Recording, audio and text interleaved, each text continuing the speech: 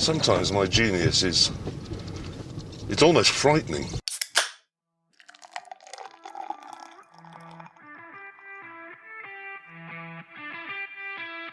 This is the Wasted Nights podcast. Now then, how's it going? Nick Buckley, welcome. Yeah. Thanks very much, mate. Cheers. No, thank you. Thank you for the bit. Nice to meet you, mate. Nick Buckley MBE. So that was actually one of our first questions, Nick. What does MBE mean and how do you get it? Member of the British Empire. Ah, yep. And you get it when you've saved the life of one of the royals. Really? No. You fully had me. I got my MBE awarded off the late Queen for my charity work. Right. So when I was made redundant from the council, I took the money, invested the money into a charity that I founded. Yeah. And then 10 years later, it was a multi-award winning charity, stopped hundreds of kids getting involved in crime, dozens of girls from being raped, homeless people off the streets, lots and lots of work like that over a decade. And I was awarded an MBE for that work. Right. Brilliant. I didn't save any royal members' lives. No, I wouldn't either. Well, we were sort of... stupid question to start with, but we said, well, we had to look it up. When we first spoke to you, Yeah. and we thought, well, there might be other goons like us who didn't actually know exactly what it stood for. We know it's good. Yeah. We thought, we should probably ask you, actually, because we had to look it up, which is probably a bit shameful, isn't it? But fantastic. And then you've got other ones like OBE, which is Order of the British Empire, and then a CBE, which is Commander of the British Empire. Yeah. And they're all earned from doing different things. Things, Well, yeah. well, sometimes you can get it just a politician will usually automatically get one because they've been in politics for so many decades. Some aren't really earned, but some people actually earn them. Yeah. Right. Yeah. So did you sell? I'd like to think so. Yeah. Bloody fantastic. What was the charity? Charity's still going. I'm not involved anymore now. It's called Mancunian Way. Yeah. And we work across Greater Manchester. Right. The project we run at the moment, we don't do the homeless project anymore now. COVID killed that project. But we work on the streets 6-7 nights a week, working with kids who are disenfranchised, who've been kicked out youth clubs, not going to school, hanging on the streets, getting into trouble. And the staff work with them and try to show them a better way and a better future. Brilliant. Fantastic. Yeah, fair play. I've listened to quite a lot of your stuff in the last few weeks. Well impressed. I know you probably get a little bit sick of it, but if you just give a quick intro, obviously we know about your charity, but how you've got to this point, just what you're doing now. Yeah, sure. So, like I said, I'm not involved in the charity anymore. I then moved into politics. So I'm now actively trying to get elected. So last year I stood at the general election. And the big one last year in Greater Manchester was Andy Burnham was up for re-election for Mayor of Greater Manchester. Yeah. So I stood against him as an independent. I campaigned for something like 15 months before the election, and I came third. I beat Reform UK, the Lib Dems and the Greens. Didn't you run with Reform before? 3 years before I'd stood for Reform, Right. But I decided this time I was going to stand as independent. Right, okay. So I did well at that, and I'm working full-time now on politics, raising some of the issues I want to raise, talk about the solutions. Yeah. A lot of the solutions to the problems we have in this country are simple solutions. What we're lacking is a politician with the balls to do what needs to be done. There's a huge bureaucracy in the way of it. Well, that can be easily tackled. All you need is a backbone. Trump has shown us. That you can get rid of the bureaucracy. You can do things, but are you willing for the headache, to ruin your career, to not climb that greasy pole, to be criticised? And the answer to me is, well, I'm willing for all that. Yeah. Because I've not got into politics for myself. I'm not going into politics because I want to climb the greasy pole. I want to improve the country I love. It's as simple as that. Yeah. And our problem now is we have far too many career politicians. And a career politician is exactly what it says on the tin. It's a career.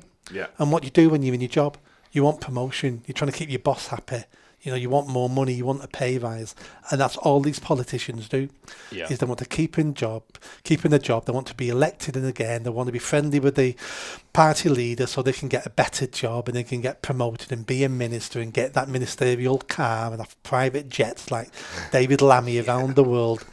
And it's that greasy pole. It's having your trout, your snout in the gravy train. That's all it is. Well, what we really need is statespeople. Yeah. We need people who are going to go, I'm standing and if I win this post, this is what I'm going to do. And I don't care if you like it or not, because this is the best thing for the country. And I'm going to do what I say I'm going to do, and I'm going to improve the country. And if that means you vote me out at the next election, well, come and vote me out, because I'm not for changing. And if I only serve, personally now, if I only served one term somewhere, I'm going to do as much as I can in that one term. Yeah. And if I'm not elected again, fine. At least when I die, I can say I did something. I improved my country a little bit. And if everybody improves this country just a little bit, that's a tsunami of change. Yeah. We could change this country overnight. Yeah. But I'm tired of people. I'm tired of weak, cowardly English men.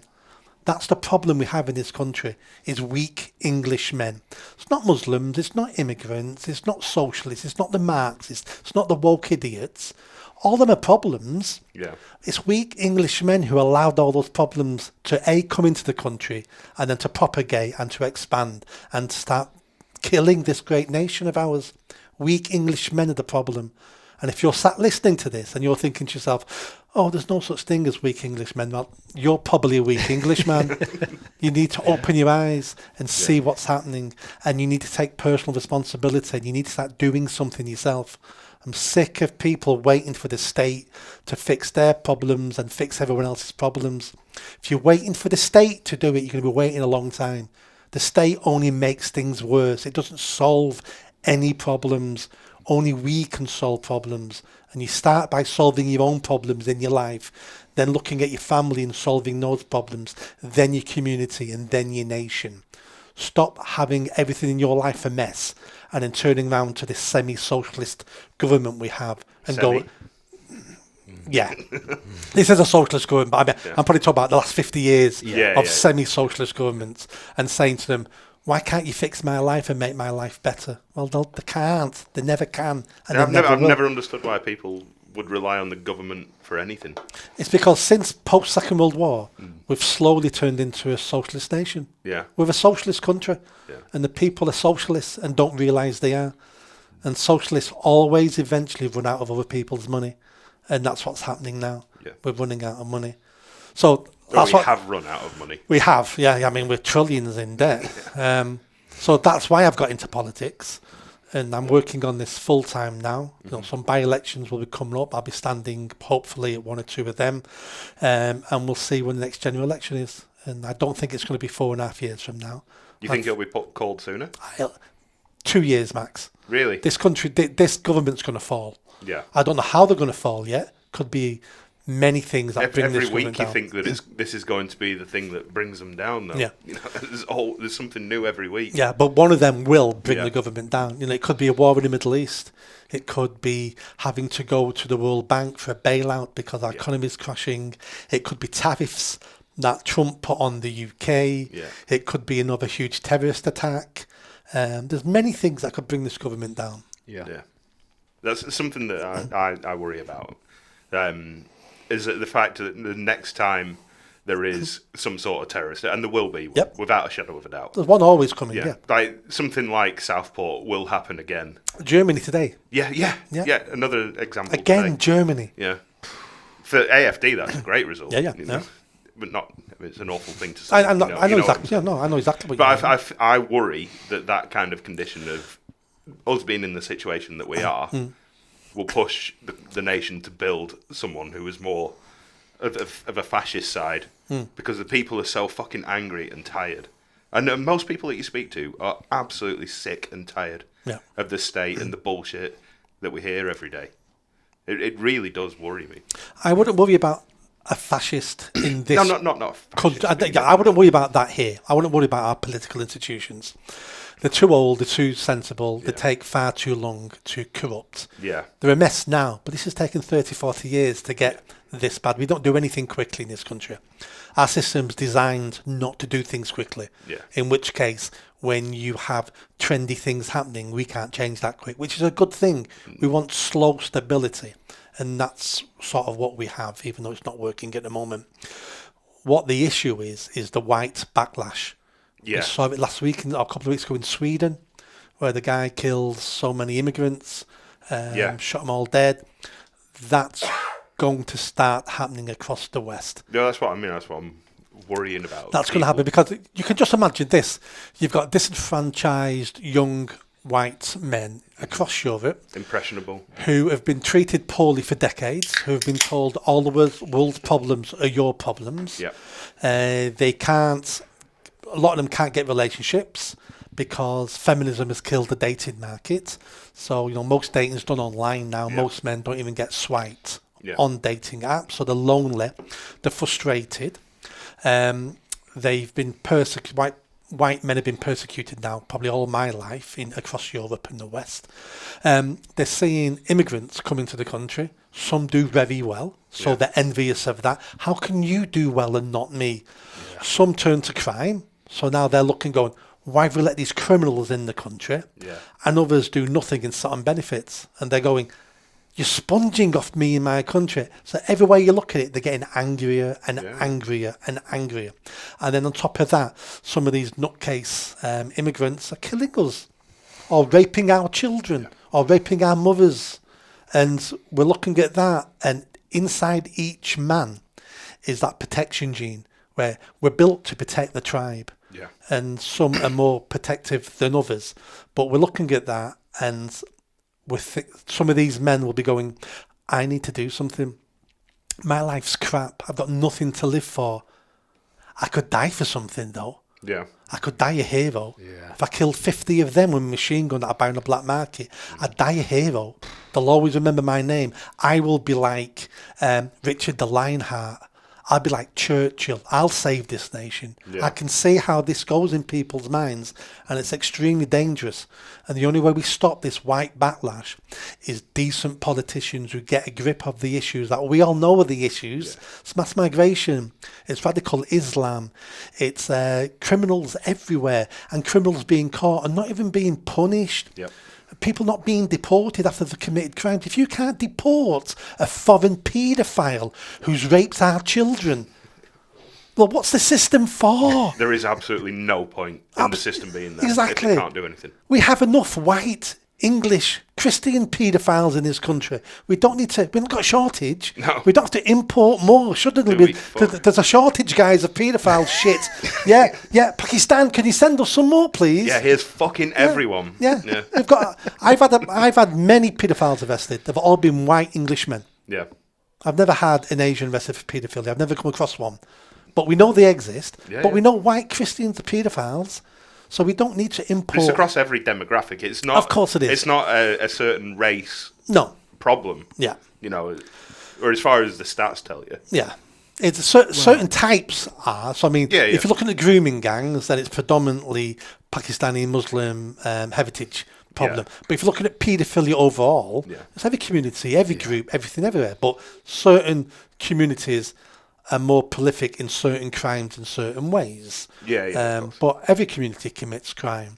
So that's what politicians have to look at now. And Keir Starmer is already demonising white young men all the time. Far right, fascists. Everything that comes up against him is just it's far right. Yeah.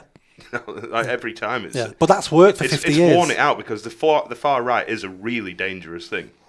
As far as the far left is dangerous. Yeah. But just calling everything far right is not an answer to your shitty politics. Yeah. Well, to be truth, there is no far right in the UK. It's probably 9 people in the whole UK. Yeah. We've never had a problem with the far right in this country. We've never really had a problem with the far left. This is a sensible country. We've never voted in extremists. That's why we rejected Corbyn. And Mosley. Every other country, nearly every country in Europe, have had fascists and dictators and all those sort of things. We've always had very sensible people. But what we don't need is politicians lying to us and gaslighting us that, if you disagree with mass immigration, you're a far-right Nazi fascist. And it's like, we all know that's not true. And that doesn't solve the problem. Hence why we need to be careful of the white backlash for disenfranchised young white men. And we don't need to go down that path. But if politicians don't get a grip of it and don't start solving some of these problems, then we'll see it. And we saw the beginning of it at Southport. Yeah. 7 years before, on my street in Manchester, 22 people died. I heard the bomb explode. Oh, you heard it? I was in bed. I heard it, and I rolled over and went back to sleep. Because Manchester City Centre is always noisy. Yeah. I didn't know what it was, but there was always something going on. No, I didn't think it was a bomb. Yeah. I heard why it. would you? Well, why would I? Nobody got angry then. It was all about don't look back in anger. And all, group hug everybody. Let's be pink and fluffy. 22 people are dead, but don't worry about that. 7 years later, Southport, the country's changed now. We all know what the problem is. And we had violence on the streets. And that was just step one of what's to come. The next massacre, there'll be more people on the streets. There'll be more violence if the government doesn't get a grip. Yeah. What do you think? Can he? I can't see it. This government can't. No, he can't, but it is doable. Again, go back to Trump. Yeah. In 3 weeks, he's reduced illegal immigration in 3 weeks by 93%. Yeah. He's now made Mexico put 10,000 soldiers on the border. He's done the same with Canada. They put hundreds of soldiers on their border. These things can be done. Colombia wouldn't take their illegal immigrants back. Yeah. So he was on a golf course, phoned up the president and went, you take them or there's 25% on all your products from tomorrow except coffee. And there'll be 50% tariff on that. Within the hour, planes landing, the president sending planes to pick up their illegals. Yeah. It just takes balls. It was a brilliant bit of statesmanship. Because he knew what was going to happen and he doesn't care. We thought that he'd planned that ahead. Oh, yeah, of course. Yeah. It wasn't just off the cuff. He was waiting for someone to step out of line. I think he knew who was going to... And I think he picked the countries first to send it to because he knew which countries he wants to hammer. Yeah. And he knew they would either comply or he would put the tariffs on.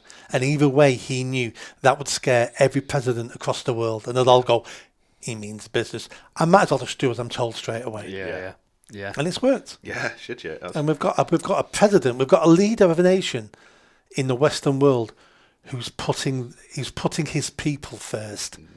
It's like... Yeah. I think it's great for England because for anyone who pays attention like us, it's inspiring because you go, there is something that can happen.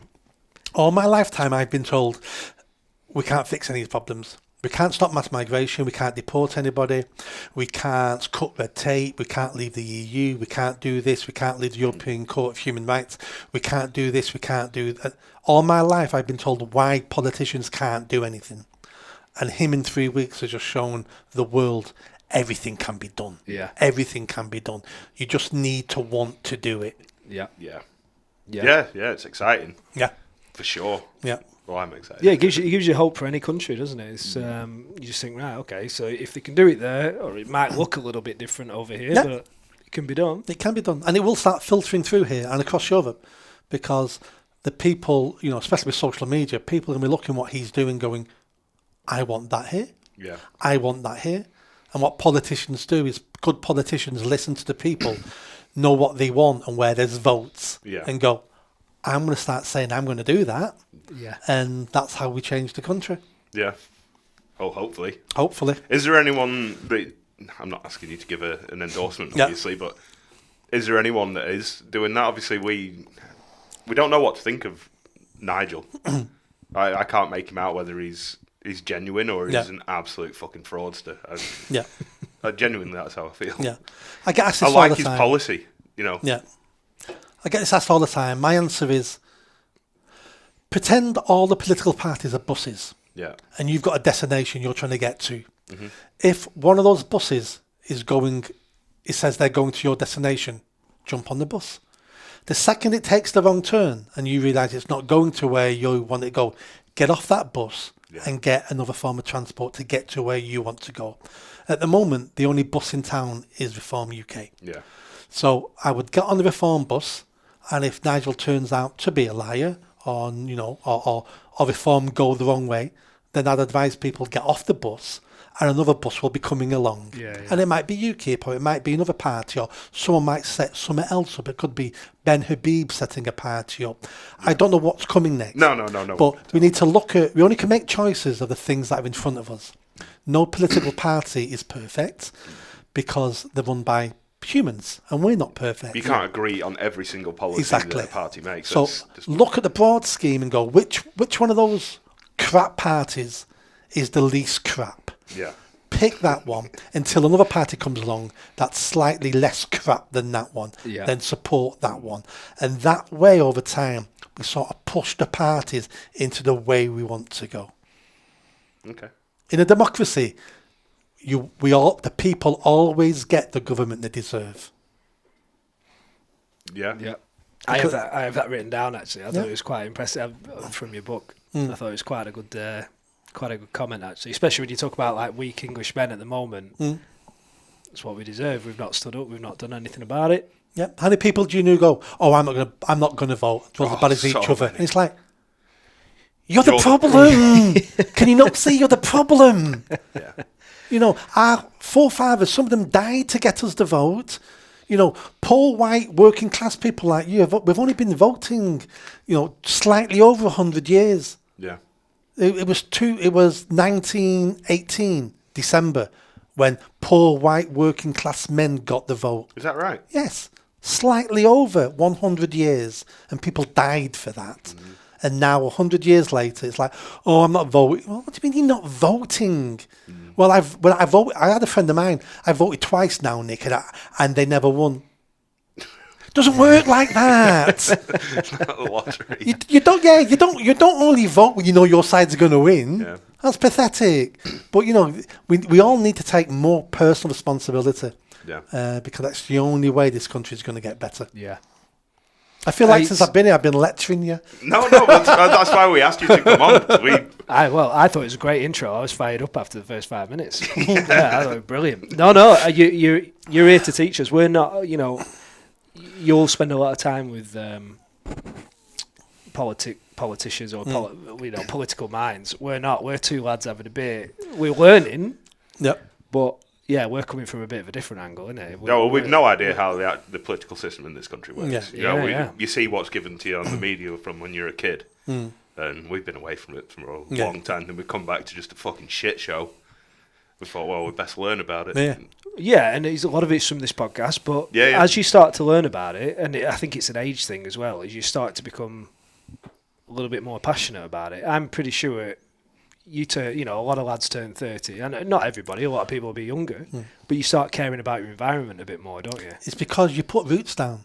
It's because, in your teens, in your 20s, you're just chasing women. That's all you do. Drinking beer and chasing women. You don't care what the government does, as long as they don't put the price of beer and close nightclubs. You don't really care. But suddenly you hit that age where you've got a long-term partner, you may have bought a house, you may have children, you plan on children, and you're looking around going, my country's shit, and I'm going to bring my baby into this, or I've got children and I'm now worried about their future. And some second generation illegal immigrant comes into a children's dance class and stabs to death 3 of them and stabs another 8.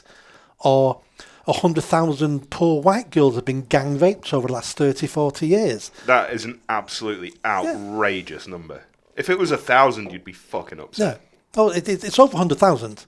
This has been going on since the 70s. Yeah. It's been going on a long time. But you're looking at those things and you're going, and your protection kicks in because of your children. Or you're like, you've only got, you're trying to buy a house and you can't understand why you cannot, you're working full time with a half decent job and you can't afford to buy a house. Yeah. And you're like, why? And it's like, well, because we've let 15 million people in the country over the last 20 years. They live somewhere. That's why you can't afford to buy a house. Or you look, you can't afford to go out to meet a woman, or you meet a woman, you got no money to take her on a date, and all these things start affecting us. Yeah. But you've got to get through definitely your early 20s, Yeah. before you start looking at it. And men mature later than women. So women mature quicker than men because women have got, what's what I'm looking for? Women have got more serious choices earlier on in their lives to make because they can only get pregnant up to 30, 32 or something. Yeah. So by the time they get to 30, most women subconsciously want to have met a long-term partner, settled down, got somewhere to live, and had children. By the time man gets to 25, he's not thought about settling down, so women have all their pressure at the beginning of adulthood, where ours goes a lot longer. So we don't start maturing till later. Yeah. It's And that's because men and women are different. No. Men can't become women, and women can't become men. And we should stop treating women as if they're men, and we should stop treating men as if they're women. Yep. And that's why we have two sexes. And there is such thing as sex roles. We have far too many women in the army, far too women police officers. There's a role for them at certain levels. Well, in our house we have it blue jobs and pink jobs. Exactly. Yeah.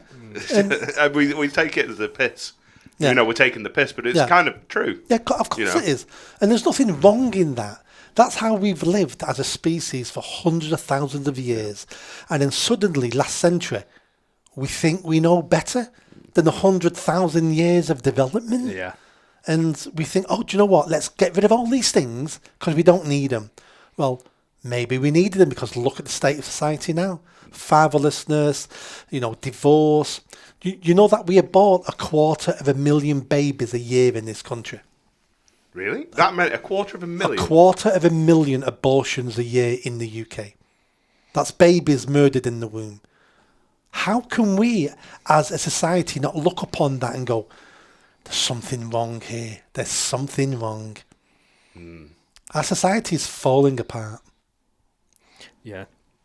It's really dark. I've gone up and down about the abortion because there was a big thing in America, wasn't it? The abortion stuff. And up until 30, you should be able to do whatever. Take a pill, do whatever. And I'm very torn now because I think it's choice on the woman. But then I hear some good points put across by, do you listen to Tucker Carlson or anything like that? Just saying, but what are you telling the women who are aborting? You're telling them that it'll ruin their lives. It'll stop them from achieving something. When what is there to achieve other than if it makes you happy, just frigging do it. People have been, maybe we don't have to necessarily control anything. We don't have to tell a woman, you can't do that as much, but a bit more support on the other end, isn't it?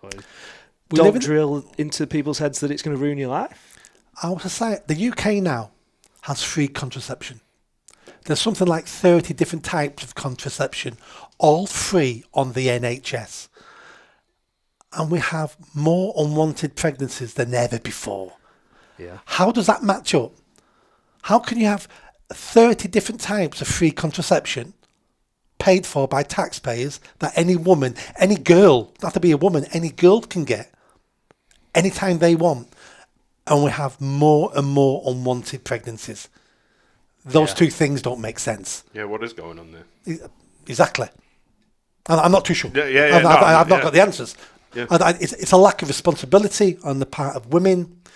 It's the cult of the whore, because we've turned our women now into basically prostitutes. We celebrate women now who've got OnlyFans, which is online prostitution. I don't think anybody actually does support this shit, though.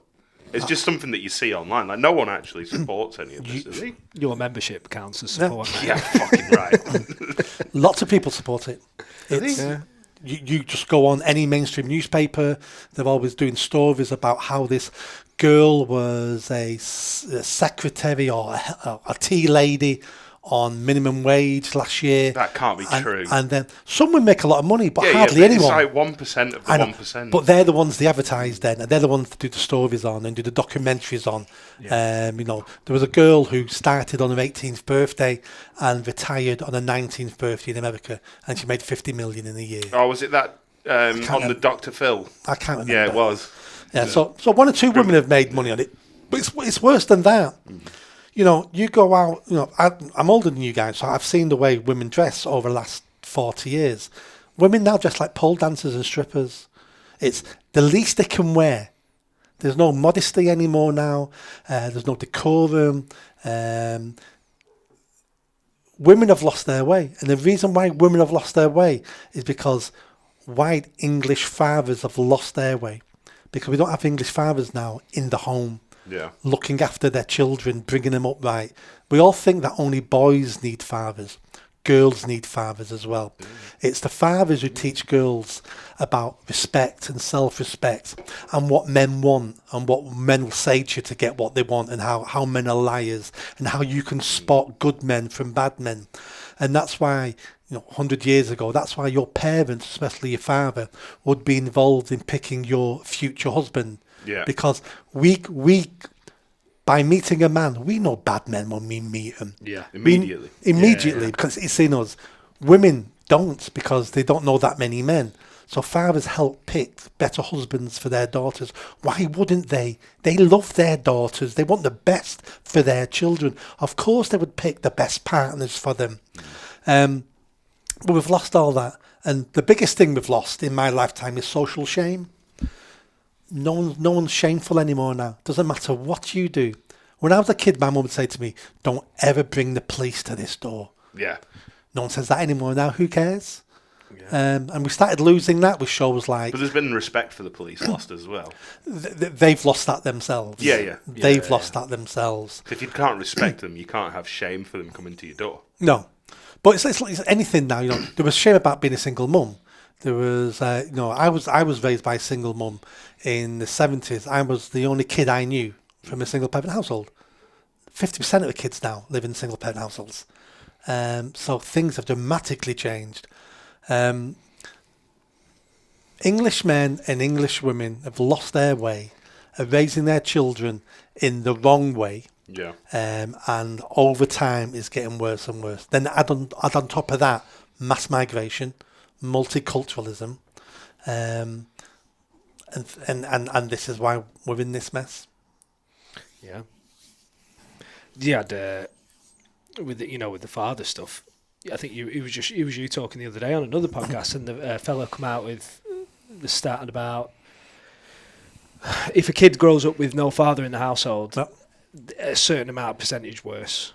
But if they grow up with no mother in the household, it actually doesn't change too much, which just shows how bloody important it is. They didn't have a necessarily bigger struggle. Obviously, mother's super important. You learn compassion, you learn everything from your mother, don't you? Yeah. Plenty. It's a bit more complicated than that. So mother, let me explain that. So there's a stat in America, but not done the work over it, but America and England are fairly similar. Yeah. If you don't have a father in the home, you're 40 times more at risk of abuse. Physical, mental, sexual, emotional abuse. 40 times? Not 40%, 40 times more at risk. Holy shit. If you don't have a father at home. A father is your natural protector as a child. He's the one who looks after your house. People who want to do bad things to you, and you've got a father in the house, will go find a kid who hasn't got a father at home. Because when you mess with a child or anyone and there's a father at home, you risk violence. You don't know if that father's violent or not. Yeah. Why take the chance? Yeah. When there's a kid round the corner with no father at home. So we put our children at risk there. The stat about single mums and single dads is interesting. So the best way, all the stats say this in all countries, the most successful children are the children who are raised with their biological mother and father, who are married and live in the same house. Yeah. They raise the most positive citizens you can. Yeah. Next, that is single dads.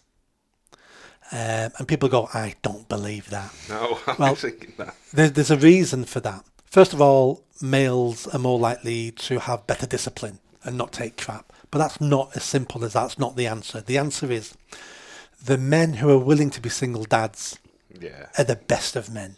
Yeah. Because a lot of men walk away and abandon their children and abandon them and leave them with the mother. The mother might be good, average, bad, doesn't matter. She is abandoned with the children. It's only the top layer of men who go, I'm raising my child, I want to do it by myself.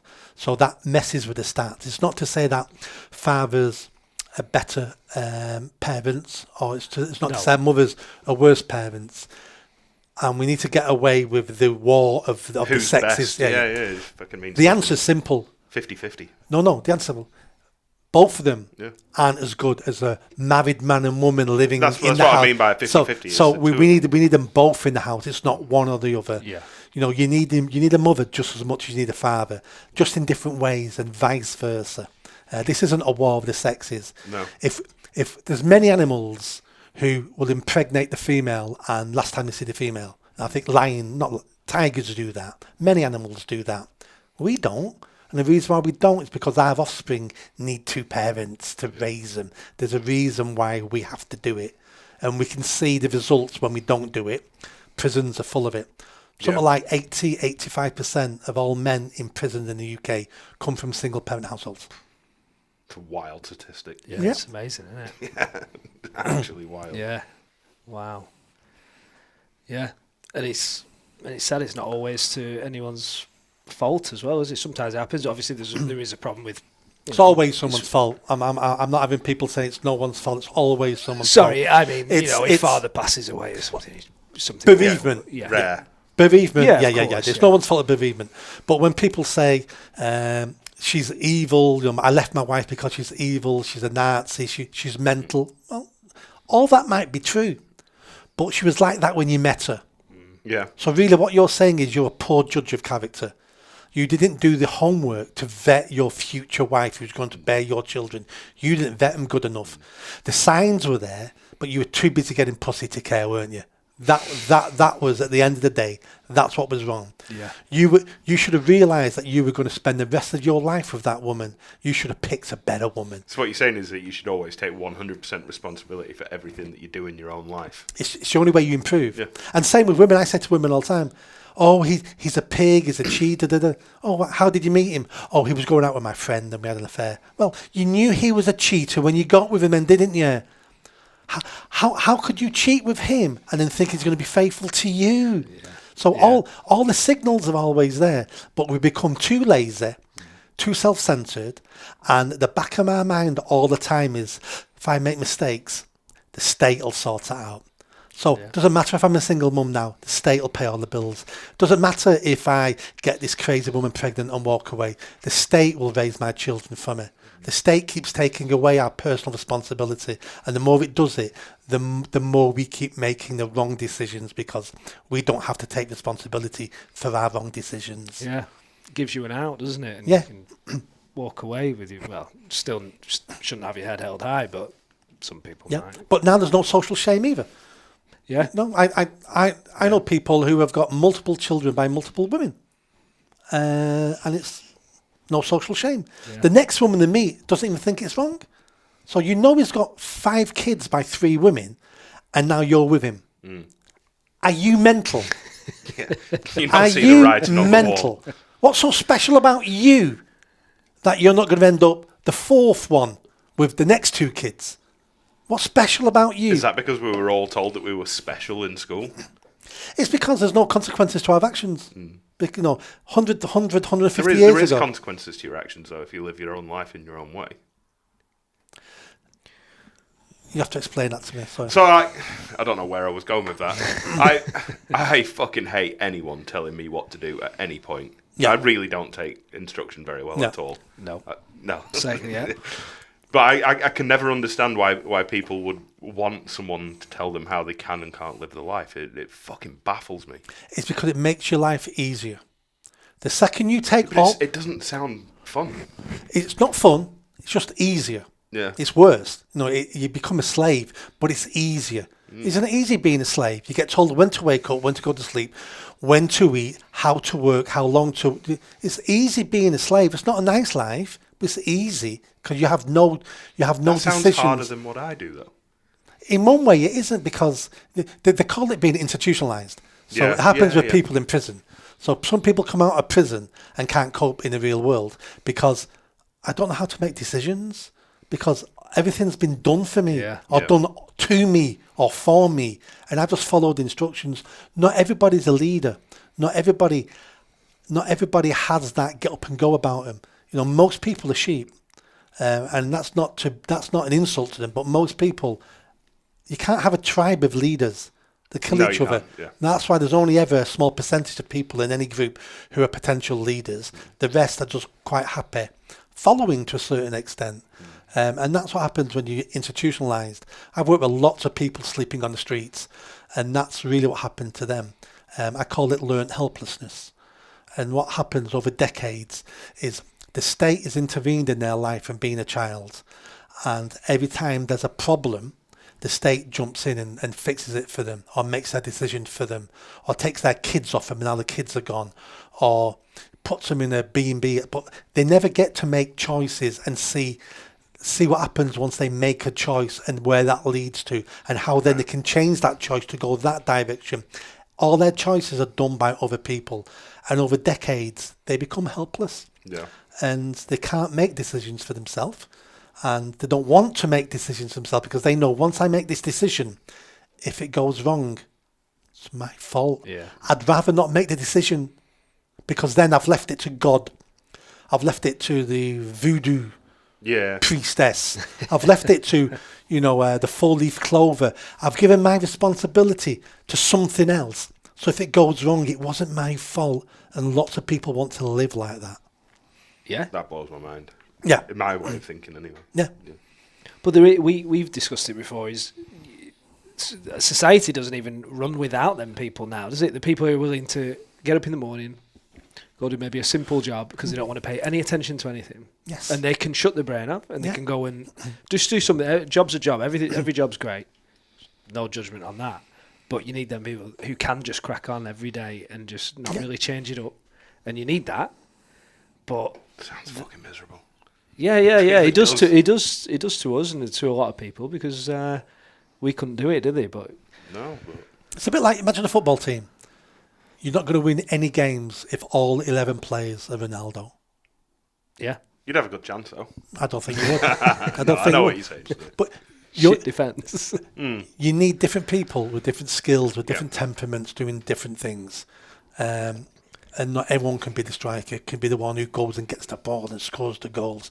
You need people who are doing other things. So we're all different. So I suppose where I was going with that is how can you convince a population that is so used to being told what to do all the time that they should actually go out there and take responsibility for their own lives, and that you don't need a fucking government to tell you what to do with your life? And how do you as a politician going forward try and convince that? Well, I do it verbally. Yeah. I've taught. This is my mantra all the time. I've written books on it. But how do we do it to the country? I'm not going to talk I can't talk to 70 million people. It does need to happen nationally. And that's through government policy. And it would have to happen over several decades. Yeah. It would have to be a long project. And it would start by making benefits harder to get. And if you can get them, not as lucrative. Yeah. It's about forcing people off sickness and off unemployment into jobs, any job. And if you don't do it, you get nothing. And the jobs have been taken by a bunch of illegal immigrants that we've brought in. That's why the labour's so fucking cheap. Yeah. So, that's a different issue, but we do need to solve that. None of it's going to be simple, but it's about demanding people take more responsibility for their lives. We need to get rid of lots of laws. We need to stop, things like we need to stop feeding kids in 6 weeks holidays at schools. The schools feed the kids now? During 6 weeks holidays, yeah. Do they fuck? They do. Is that true? Yeah. Most schools now give all kids free breakfasts. Why? Because parents stop feeding their kids. So every time failing parents stop doing something, the government steps in and starts doing their job. So we're taking more and more responsibility away from parents.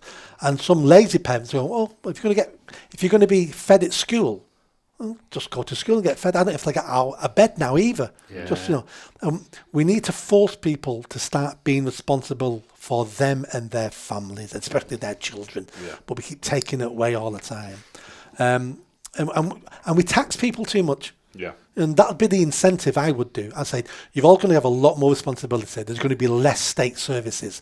But you know what? Income tax has gone down to 8%. Yeah. I fucking wish. That's what we need. We need to give them more money and say, you run your lives. We need certain service because I don't want people starving on the streets. No. But if you're not starving on the streets, then it's not our concern. There has to be a mattress at absolute bottom. There has to be a mattress at absolute rock bottom for people. Yeah, exactly. I don't want to get to the stage where people living, and it happens now, living down the streets. Yeah. Last couple of months we've had two rough sleepers in Manchester City Centre die on the streets, and we're spending billions on everything. So we need to make sure people don't fall that low. But everyone else, it's like crack on. Yeah. You have people turn up at the council going, we're overcrowded. There's 5 of us in this house. And 3 bedrooms and Well, do you know what? I would get rid of overcrowding. No such thing as overcrowding now. You live with your parents, or you live in there, it's overcrowded. Well, you think it's overcrowded, but there's no legal definition now of overcrowded. Sort your own shit out, people. Yeah, it's your fucking life. Stop coming to us asking for a council house where there's no council houses, and at least you've got a roof over your head, haven't you? Yeah. So that's... Yeah. So my granddad always tells stories that when he was a kid, they used to have... the classic tramp would come through the farm, especially in the summer months, and they'd work through the hay timing season to stay in the hay barn, so they had somewhere to stay. Yeah. And he said that disappeared after the war. Yeah, and to be fair, things like that, I'm glad we've got rid of that. That was real poverty. We don't have real poverty in the UK. No, we really don't. The only poverty we have in the UK is a poverty of aspiration. That's the only poverty we're lacking in the UK. Can you explain that? People have no aspiration now to do better themselves, to take control, to take charge. We're always being told, there's child poverty and this poverty and that poverty. None of it exists.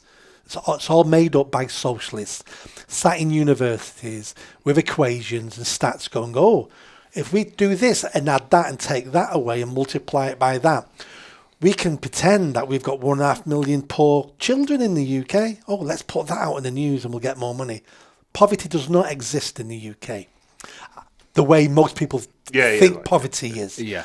The legal definition of poverty in the UK is living in a household where the income is something like 40% less than the average income. That's called poverty. A child's living in poverty if they don't have access to a smartphone and don't go on at least one foreign holiday a year. That's called poverty.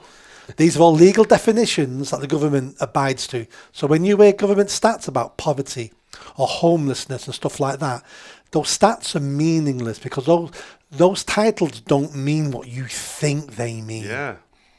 A lawyer has gotten hold of the word poverty. It's charities. Charities, charities in the big charities in the UK are a huge problem. They are basically multinational companies who are ripping everybody off. And I should know, I've run a charity. Yeah, holy shit. Yeah, charities. So let's look at one of the kids' charities about reducing poverty and stuff like that. So they had a definition of what poverty was. Suddenly in the 80s, it's like, oh shit, we've got there. Right, what are we going to do? Well, we could close down and we all could be made redundant and we could give our pensions up and there's no more easy work, or... Charities give out pensions to their workers? Yeah. No. Yeah. Really good pensions. And that seems outrageous. Well, they're an employer though, aren't they, technically? Yeah. So government pension, but surely... No, the private pensions in charities. Mm-hmm. Every employer now, by law, has to have a pension. Yeah. And I've got no problem with paying. If you work for a charity, well, it's a job. Just like a nurse or doctor's a job. Yeah. You should be paid if you're doing a good job, and you should have a pension. I ain't got a problem with any of that. I was thinking as a volunteer. Volunteers get nothing. Right. But they look like in the 80s, we've solved poverty in the UK, child poverty. Unless we redefine what poverty means. Yeah. We can go on again for another 20 years, can't we? And then they keep moving the goalposts. And they keep moving the goalposts all the time. And that's what happens with all these big charities. They're a scam. So why do we never hear about this sort of stuff? Because nobody wants you to know. The governments don't want the hassle. Mm-hmm. Because the governments go, we've given money to these charities to solve these issues, so we're good guys, aren't we? Yeah, so we've done our job. We've done our job. It looks like we're doing something. The charities then make sure they send out good signals of, look what we're doing, we've helped this child, and everyone feels a little bit better. They achieve nothing, but everyone feels a little bit better. Yeah. That's a charity sector for you. Not all charities. No. Small charities do great work, and people ask me all the time, I want to donate to a charity. And you should. Find a small local charity where you live doing something you care about. Is it donkeys? Which I hate people giving money to animal charities. I don't care about animals. But if you want to do that, then do that. Yeah. But look for something small where you live. Sponsor a local youth club. Sponsor a local, homeless kitchen providing food, or a food bank. It's things you can do. And even if it's only £2-3 a month, direct debit, that helps. If people do that, that's regular money coming into those charities. But do it for small local charities. Never give money to any of the big charities. Never give money to Comic Relief. Never give money to Children in Need, because you're giving it to a middle person who takes a slice off. And you've got 20 big cats sat there taking. And then they divide that to other smaller charities. So forget slicing it off. Give it straight to the small charities. Yeah. I think we did go down this route on one episode of looking at all the big charities and how much of a percentage each charity was given to administration compared to actual whatever their cause was. And some of them were in like 90% administration rates. Yeah, because it's just fucking outrageous. Rents, staffing costs, pension costs, all these things, all adds up. For the big charities, can you think of any problem that a charity has solved? When was the last time a charity said, we set up so many years ago to solve this problem, we've solved it, and now we're closing? Because thank you for the money and donations. Oh no, nothing's ever closed. It's a continual scam. The lifeboat one's a pretty good one. But I'm sure that, was it the RNLI? The Lifeboat Association? Yeah. They're a pretty good one to have. Well, you'd think so, apart from they're a taxi service for illegal immigrants. Well, yeah, apart from that bit, yeah. And do you know that some of your donations you give to them, they spend around the world? There was one project we were funding. The RNLI spends money abroad? Abroad? No. Sponsoring projects. They sponsored one project, I think it was Bangladesh, teaching Bangladeshi girls how to swim in full burqas. Isn't Bangladesh landlocked? No. Is it not? No. It's on the Bengal... Gulf of Bengal or something. Yeah. Oh, right. Well, thank God for that. Yeah. So they're spending your money on woke crap. Yeah. It isn't just on the boats. So all these big charities make me sick. Donkeys are still on the beach. They fix nothing. They're still walking down that beach. Exactly. Just out of interest, just a local question. Have you had much to do with Cash for Kids? The stuff that goes on at Christmas. Obviously, it's all year round, but I always have a big push at Christmas. When I've run the charity, we did some stuff with them in Manchester, yeah. What do you think to them? I've always quite liked... So my understanding is all the presents are donated, and it's the radio station that organises it. Yeah. I don't believe they take any admin costs out of it and stuff like that. I believe they just organise the picking up and the delivery of presents. As a small charity, we've had presents off them to give out to the kids we were working with. They make sure you are a charity or a community group. It's not like you can turn up and take 50 presents. Yeah. You have to. They check you out to make sure you're then not selling it on the market next week. I don't. Unless I looked into it, I don't have a problem with them. No, I've always liked this. Yeah, there is nothing. I'm sure they work on fixing the problem or trying to help. But at the end of the day, it's just one of them very basic ones. There isn't a problem. There is a problem, but we're not necessarily trying to fix it. We're just trying to make people happy at Christmas or at this time, and we're just doing something nice for people. And I always thought that was quite a nice charity. That one. It is. If you want to be cynical, which I always am, you need to ask yourself, does that achieve anything? Yeah. All those parents can't afford presents for their kids today. So you give them all presents. Has anything changed with those parents? No. Yeah. Yeah, I totally get that. All it is, I mean, it's not doing any harm to a certain extent. It makes us all feel good, but is it changing anything? And we have far too many charities like this. It's all about feeling good. I would change the reach of the Charity Commission if I ever became Prime Minister. I'd change the way the charity sector works completely. But one of the things I would change I'd make it harder to register as a charity. I would make sure your aims as a charity were aims that were going to improve the country, not only make people feel better. Yeah, okay. There's charities out there for people who are dying of cancer, and they're a charity raising money so that person can get married before they die. Yeah, waste of money. It's like, it's nice for the two people getting married, but we've just spent $5,000 on that now, and now they've died. He or she is a widow or widower, and couldn't that money been spent better somewhere else in society? And we have lots of... Especially when we have so many problems. Exactly. So we have too many charities doing nonsense work. I'm not saying people don't enjoy it and some people don't get stuff out of it, but on a when you're trying to fix problems, there's certain problems that don't need fixing or we're just wasting money on. Did you hear about the footballers' wives about 15 years ago? So some footballers' wives got together and set a charity up called 5 Star. About 15 years ago, I think it was. And they organised loads of charity balls and afternoon teas with marquees, and everybody was paying £500 a head to attend. And they raised something like, I'm guessing the figure now. Let's say it was £500,000 over the summer. Sounds good. Donating to charity. They took their expenses out and donated the rest to charity. They donated just under £5,000. Everything else was spent on the events. They were getting limousines to drive them around. They were getting helicopters to fly them to the venue. Everything they did was coming out of the charity. They donated just under £5,000 to their designated charity out of approximately £500,000. They got kicked out of the charity sector sure they fucking did. and weren't allowed ever to set a charity up again. Yeah. But that's an extreme case. That doesn't happen very often. It's an extreme case. But this is how some people treat charities, and that's what some charities achieve. And then you can get some really small charities who are doing some amazing work on a shoestring. And they've only got, maybe one paid member of staff and 5 volunteers. The volunteers are spending their evenings free doing stuff. The paid member staff's working full time on paperwork and insurance and this and that and writing bids and bringing money in. And you look at what they can achieve on a shoestring budget and you think, that's a real charity. Yeah. And we're back. Grand. Yeah.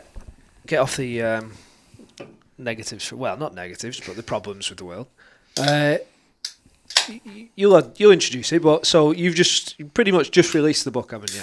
October.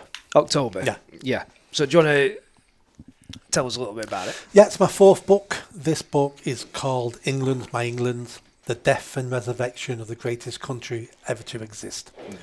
I started writing it. I decided I was going to write it after the Stockport incident. That was a turning point. I went, I need to write something about this. And I wrote an article about how we could be heading to civil war, and that then turned into the book. I'd written many articles before that on different parts of it, and luckily they all fitted into the book. They needed changing a bit, but some of the work had been done. So I wrote the book quicker than it would normally take me to write a book. I wanted to put on paper the same sort of discussion we started this podcast with about personal responsibility, about this country is not finished, and the more people degrade this country and talk this country down, well, the worse this country is. It's a self-fulfilling prophecy. And I've had personal friends say to me, I've had a couple. One wants to move to Poland, and one wants to move to Lithuania. 2 want to move to America. Because this country's crap, this country's over, this country's finished, immigration has killed it. And I went, all right, so you want to be a migrant, do you? And go to another country, and you'll complain about migrants coming here. So now you're just going to be a different type of migrant going somewhere else. Is that what you're telling me? And you can see him going, yeah. Oh. Sorry, having this conversation with Nick. I forget sometimes he's an arse. And what people, and then I use the C word then. I use the C word all the time now. and the C word is coward. So I say to them, oh, so you're going to run away? Yeah. So your answer to all our problems in this country is you're going to run away. Good job you weren't around in 1939, isn't it? Yeah. When Nazi Germany was just across the channel. Good job you didn't run away then. What happened if all the Englishmen would have ran away then? What about when Napoleon, again, was opposite the channel? He was waiting for 6 hours of nice weather. That's all he said he was waiting for, to launch an invasion into England. Good job we weren't around then, were you, running away? Spanish Armada. 3 times the Spanish tried to invade the UK, England. And 3 times we stopped the Armada. Sometimes lucky with the weather, but we stopped them. Good job you weren't around then because you'd have ran away. Is that what you're telling me? You sound like a coward. And I'm frank with people now because that's what they are, the cowards. Rather than saying, do you know what, Nick, this country's a mess, but I'm going to stay and fight because it's the only way you get a better country. I don't think most of them are cowards because they're more than willing to go and get in a fucking scrap on a Friday night. Most of the blokes I know are more than willing bravery, to go and have a there's scrap. a fine line between bravery but and stupidity. are they the men who are saying they want to emigrate? Some of them, yeah. I'm not. Yeah, I would. Exactly. I don't know who you're referring to there, but well, they're the same people that will say those some kind of them people will, will say this country's fucked. We should be leaving anyway. And that's because partly coward, but partly because they can't figure out how to save it. Mm-hmm. They automatically think, well, it can't be saved. Yeah. So what I'm saying to them is, you're in a nice way. You're not clever enough to work out the answers. That's what you mean. There's many answers how we improve this country, how we save this country. Just because you can't figure that out doesn't mean someone else can't figure that out. And just because you say this country is over, you say this country is over because that gives you an excuse then. If this country gives you an out. Yeah. Gives you an out. If this country is over, then there's no point me trying to fight for it and trying to fix it because this country is finished. So these are all excuses you give yourself not to take personal responsibility for your country. So if we had people like that when we had conscription in the First and Second World War, we had children joining up. Yeah, kids at 16, 13, 14-year-olds joining up in the First World War. Yeah. And now they did a questionnaire with young people a couple of months ago between 18 and 34. And something like a third of young men in this country between 18 and 34 said they wouldn't even fight for the country if it was being invaded. Holy shit. Yeah. That's we spoke this as well, haven't we? We said that if our government now decided that we needed to go abroad to fight, I wouldn't trust them enough to go and fight for them. Yeah, exactly. That's a big problem as well. Is the trust in why we're going to war. But if there was a genuine reason, I think Iraq it's tough. Did that. And another one would be not being sent to war, but another one would be, what are you fighting for? Yeah. You're fighting for this country. Oh, the country that spent the last 50 years telling white men that you're the problem. But now you need us. Persecuting white men. Can't get certain jobs because you're a white man. You live in a country where you can't afford to buy a home, where if you demonstrate on the streets around problems, you'll be arrested. You can't tweet on Twitter in case you do 3 years in jail. And you want me to fight for this country? Maybe, someone will say, maybe I'll be better off if Putin invades. Because Putin sounds like a man to me. I wouldn't want anyone to invade. I'm an English patriot. This country should only be run by English patriots. But you can understand how the thought process goes to this country. You can see the logic in it. Yeah, this country does nothing for me, gives me nothing and persecutes me. Why am I fighting for it? Because whoever replaces the British government... It's hard to argue. Can they be any worse and treat me any worse than you treat me? Yeah. Yeah, it's a hard argument to go against, isn't it? A lot of this, which I mentioned in the book, is foreign interference in our state and in our government and in our communities. This has been going on. And ineptitude in the leaders. Again, yeah. But if you look at it as foreign powers, so during the Cold War, it was Russia. Yeah. The best way to conquer a country is to demoralise the people who live there. They're less likely to fight. So the Russians started it during the Cold War. Russia's not a problem to us anymore now. Russia can't even beat Ukraine, for God's sake. They're going to do anything else in Europe? I don't think so. China is the threat we need to be careful of. We'll be having a war with China in our lifetime. A war's coming. So China plays the long game. You know, Chinese. If they go after Taiwan, Yeah. Yeah. And they won't stop at Taiwan. You know, they'll be going into Russia. There's all sorts China wants. And China will want wars, because if China does not have external enemies, they will be having civil war in China. China's huge. China is something like 3-4 times the size of Europe. And every province in China is like a European country to a certain extent, completely different to the province next door. Have you listened to the Rogan podcast with that? What was his name, Dan? He went through the statistics of China, and the population decrease is just it's fucking running off a cliff. Yeah. He reckons by 2040 the country will be almost dead on its arse. Possibly, I've not seen that, but I know that China internal strife Yeah. will happen, because you've got a big middle class now. So when they start getting poorer, they're not going to be happy with it. Yeah. The more money the provinces have got, the more they can see the outside world, the more they're going to want to be separate. Nationalism will take over. Yeah. Chinese Communist Party kills them all for that. But how much can they kill for that? How many can they kill? So to stop internal revolutions, they have to have external enemies. Yeah, okay. And that's what all dictators have to have, external enemies. We're saving you from them. Yeah. If there's no one to save you from, you're going to start looking at me as the enemy. So there's always external enemies. So China will create wars to keep their people in line. But they've been planting seeds across the West. You know, they've infiltrated the universities. Oh, massively. They funded a lot of the LGBT nonsense and the Free Palestine nonsense. Our enemies are funding this because it's slowly destroying us.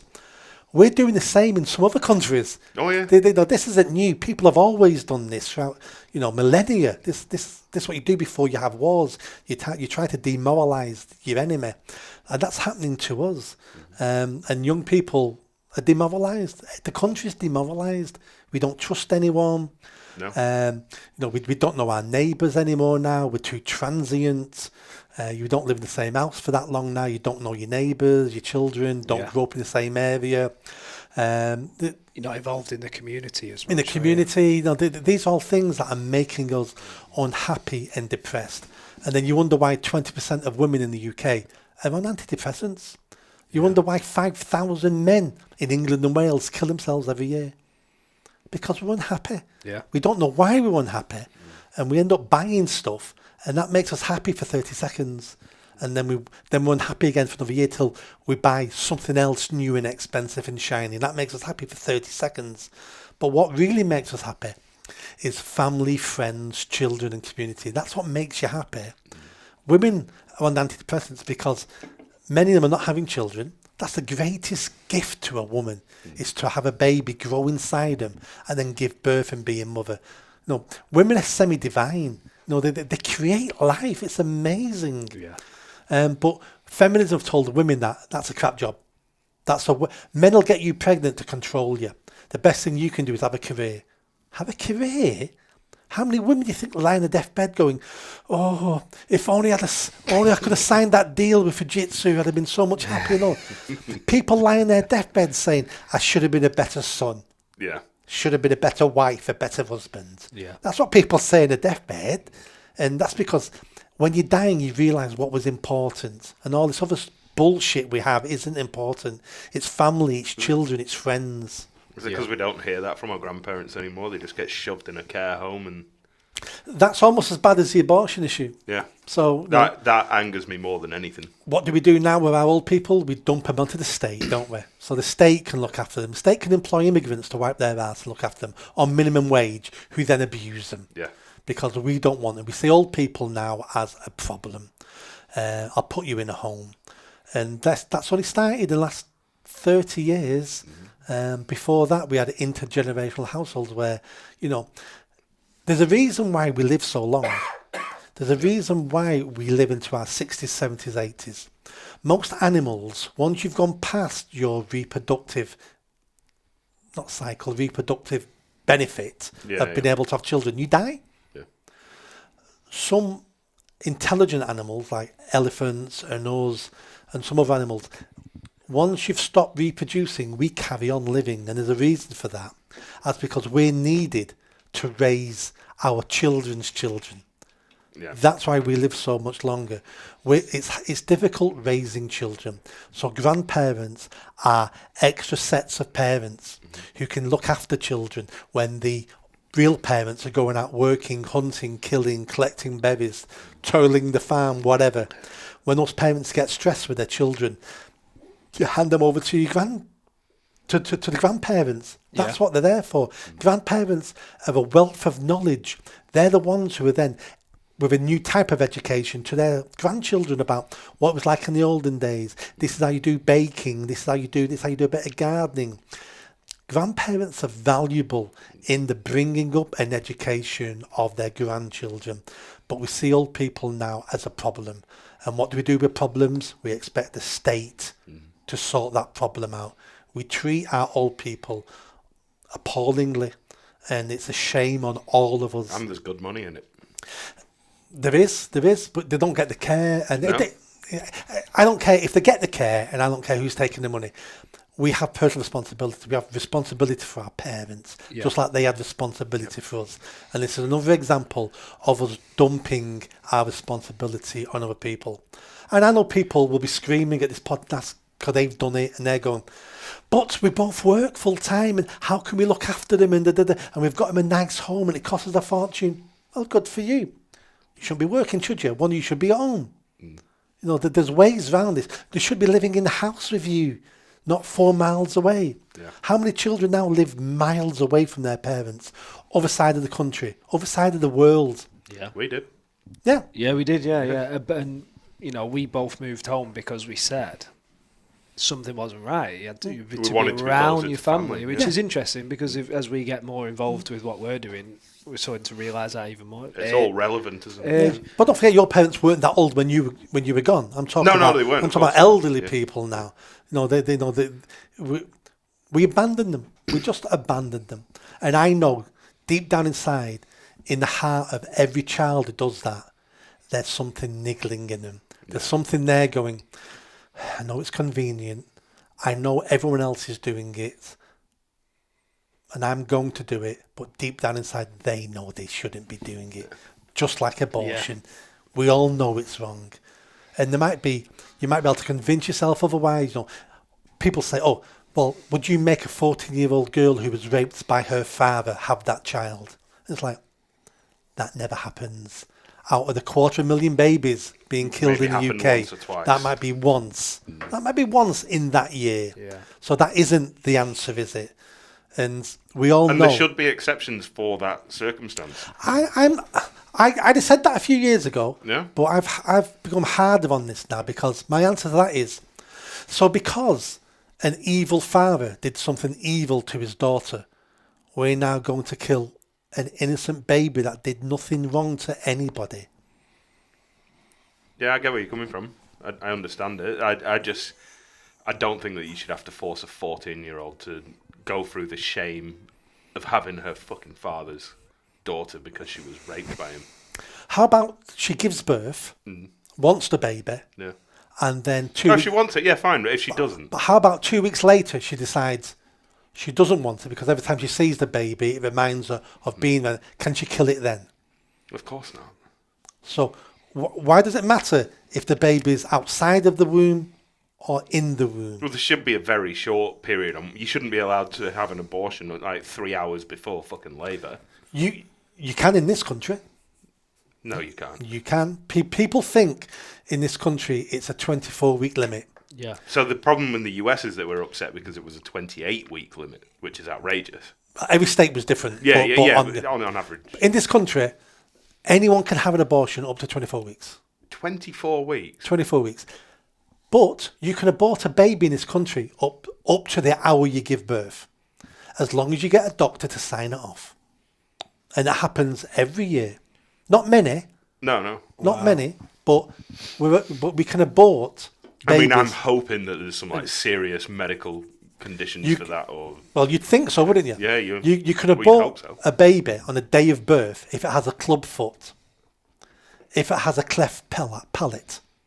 Right. Yeah, I did not know that. They're disabled to a certain extent, but you can abort a baby that was going to be born an hour from now with a club, if it's got a club foot and a doctor signs it off. I mean, it makes sense if you hear that you just had a scan or something and your baby's brain dead. That makes sense. To me, it does anyway. But a cleft lip? Yep. That can't be People, true. 100% true. People don't know this. No, I didn't know. It's don't know this. absolutely fucking Yeah, outrageous. I was always under the impression that they've still got the same amount of time, and if they find it, and they say, right, your baby's got this problem, they still had the same amount of time. I didn't know. No, all you need is a doctor to sign off. Right. That's all you need. No, we either value life or we don't value life. That's why we've got this assisted dying bill coming in. It's because in this country now we don't value life. Life's important. I'm not even religious. No. But life's important or it's not important. And once we go down the path of saying that life isn't as important as other people's lives, then that turns us into tyrants and monsters. Well, the assisted dying bill, it has a place. You know, you don't want to see a loved one dying the most. Like some of these diseases that you can die of over 6 months are fucking horrendous. You should be able to take your life sooner. If there's no way around it. People can commit suicide. Yeah. But what people don't want to commit suicide. People want the state to do it for them. Yeah. Again, no personal responsibility. Yeah. If my mum was in horrendous pain and dying, I'd kill her if she wanted me to. And I would take responsibility and I'd take the punishment if it got to court and stuff like that. I don't want the state involved, because what will happen when the state is involved is I'll be saying, someone like me will be saying to my mum, you're a drain on us. Yeah. You're a drain, and we know you're dying. You've only got 4 months left to live, but this is going into your savings, Mum. By the time you die, there's going to be nothing left for little Jimmy and Margaret for their college funds, and we can't afford to come anymore now.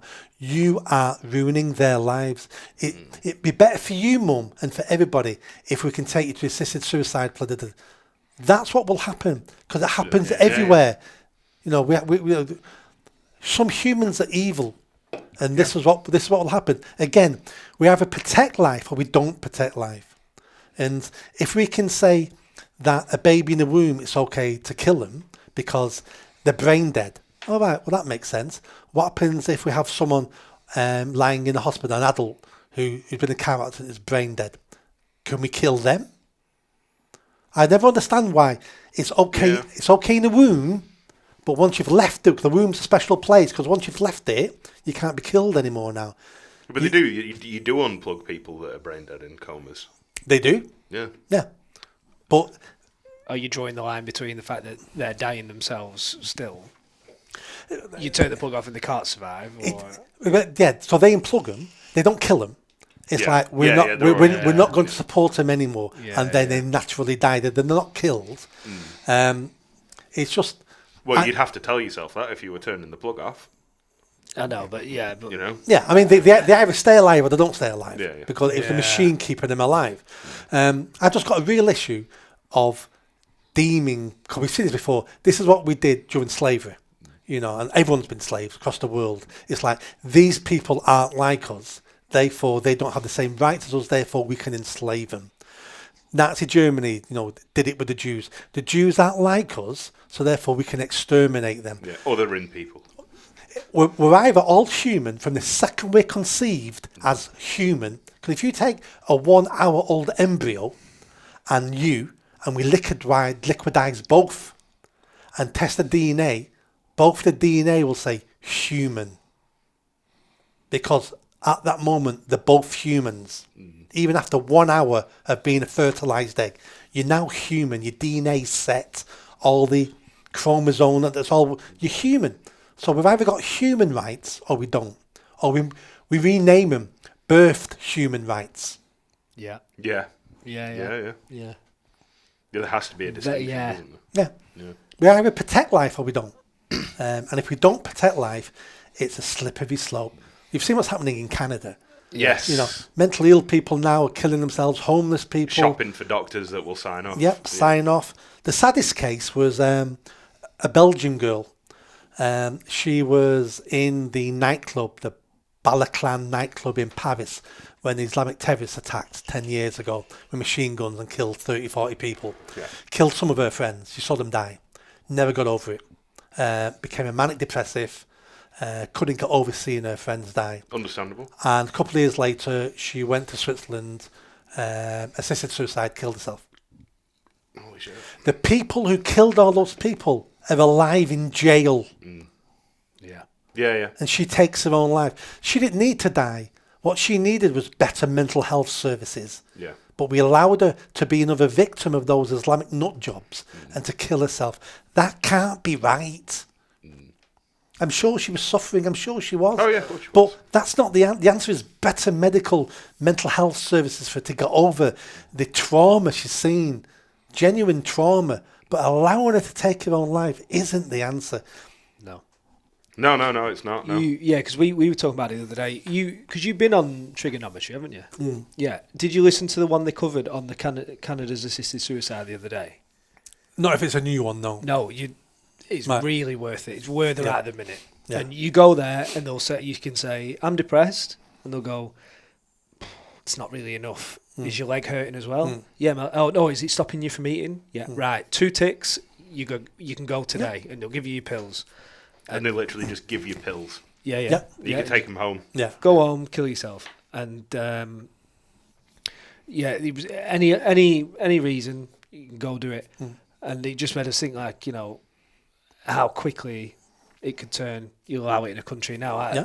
Who knows if you can get that far in England? Canada's a pretty wild place at the minute, isn't it? But it could go that way. So the assisted design, do you think that they should base it only off certain diseases? The degenerative diseases? No assisted dying. No? Life's valuable or it's not valuable.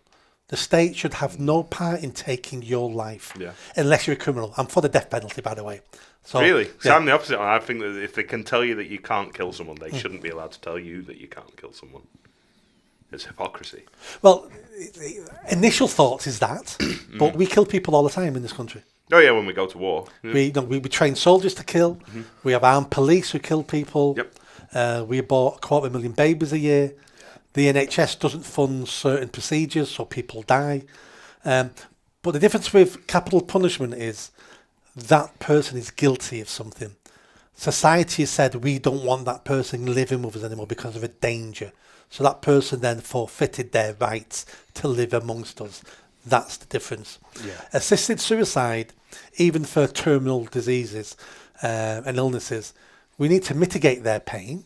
Yeah. And if a family relative wants to take it in their own hands, then I hope the court will treat them fairly when they get to court. But that's personal responsibility. Because after we get assisted suicide, what comes next then is selected suicide, where the state then goes, far too many disabled people, haven't we? They cost us a fortune. Maybe we assist their suicide. Yeah. Maybe put them on a train. Yeah. Do you know what? We've got far too many far-right Nazis complaining on Twitter. Maybe we pass a law where we can assist suicide them. Once you give governments that, they push and push and push. Yeah. The British assisted suicide bill at the moment is now looking at including depressed people, mentally ill people. So it's not even in law yet, and we're already looking at expanding it to mentally ill people who are not dying. Yeah. We're already expanding it. And Angela Rayner was on TV talking about it, saying, well, there are going to be safeguards for that. We're going to have a panel of judges who make sure that mentally ill people aren't suicidal. Sorry, what? I'm like, well, it makes no sense. What do you mean you're going to make sure they're not suicidal so they can kill themselves, so you can kill them? The whole point is they're suicidal. Yeah. These people are idiots. Ridiculous. And this creep is already starting with the assisted suicide bill. I don't want to give the government that power. I want a smaller state doing less things for us. You know, if my mum needs to die to stop her pain and she wants to die, I'll take responsibility for that, not the state. State does nothing well. But no, they don't do anything well. They don't do anything good. Problem. Yeah, but death penalty, 100%. Yeah? Yeah. Okay. In certain cases. I mean, you want it. Certain cases. Certain cases. Yeah. And, we'd have to get past the mistakes were made in the past, but, we have technology now. So how about we only execute people? Yeah, but how often are they wrong? That's also a problem. In the past, yeah, but we don't have technology. How about this? We just sent how many people to jail for fucking hurty words on Facebook over the last year? Yeah, and we'll still carry on doing that, but that's not death penalty. So death penalty. How about a death penalty would be? I wouldn't want a government that can send me to jail for hurty words to also have the ability to send out death penalties. Yeah. Okay. Yeah. Yeah, but here are the safeguards I'd want. I'd want the crime caught on video. Yeah. So we all have cameras. Yeah. CCTV. So has to be caught. The most viewed country in the world. Yeah. So it has to be caught on camera. There has to be so many witnesses, and there has to be DNA evidence. And an admission of guilt. No admission because they would say no. So what are they all? I mean, a great example would be those two jihadist idiots in London who chopped off, who killed Lee Rigby and chopped his head off. Caught on camera, 150 witnesses covered in blood. Yeah. Why are we locking them up forever? I don't think anyone would have had a problem if a police officer turned up and shot them both out. But he would have been done for murder because... Yeah, of course he would. Well, look at that guy in London the other week. The police officer that was in court for shooting a guy for driving at him with a car. Yeah. Outrageous. Yeah. But death penalty for those guys, I don't see a problem with that because it would have to hit that criteria. And there is no room there for... And I'd also have a new law that anybody who interferes in a capital punishment case, like a police officer, planting evidence, anything like that, would be a charge of attempted murder, and that would be a death penalty case. Yeah, okay. Yeah, that's interesting. That would stop police officers planting evidence. He'd be like, no, you get caught doing this, you die. Yeah. And that's how we would stop that. But for those sort of cases, first of all, it's torture. We're locking those two mental people up forever now. It's going to cost us tens of millions. Let's just put them out of the misery. Just like we do a rabid dog. Put them out of the misery, move on. Yeah. You might have turned me. I keep saying this. I'm a big fan of... I don't even know if it's even possible.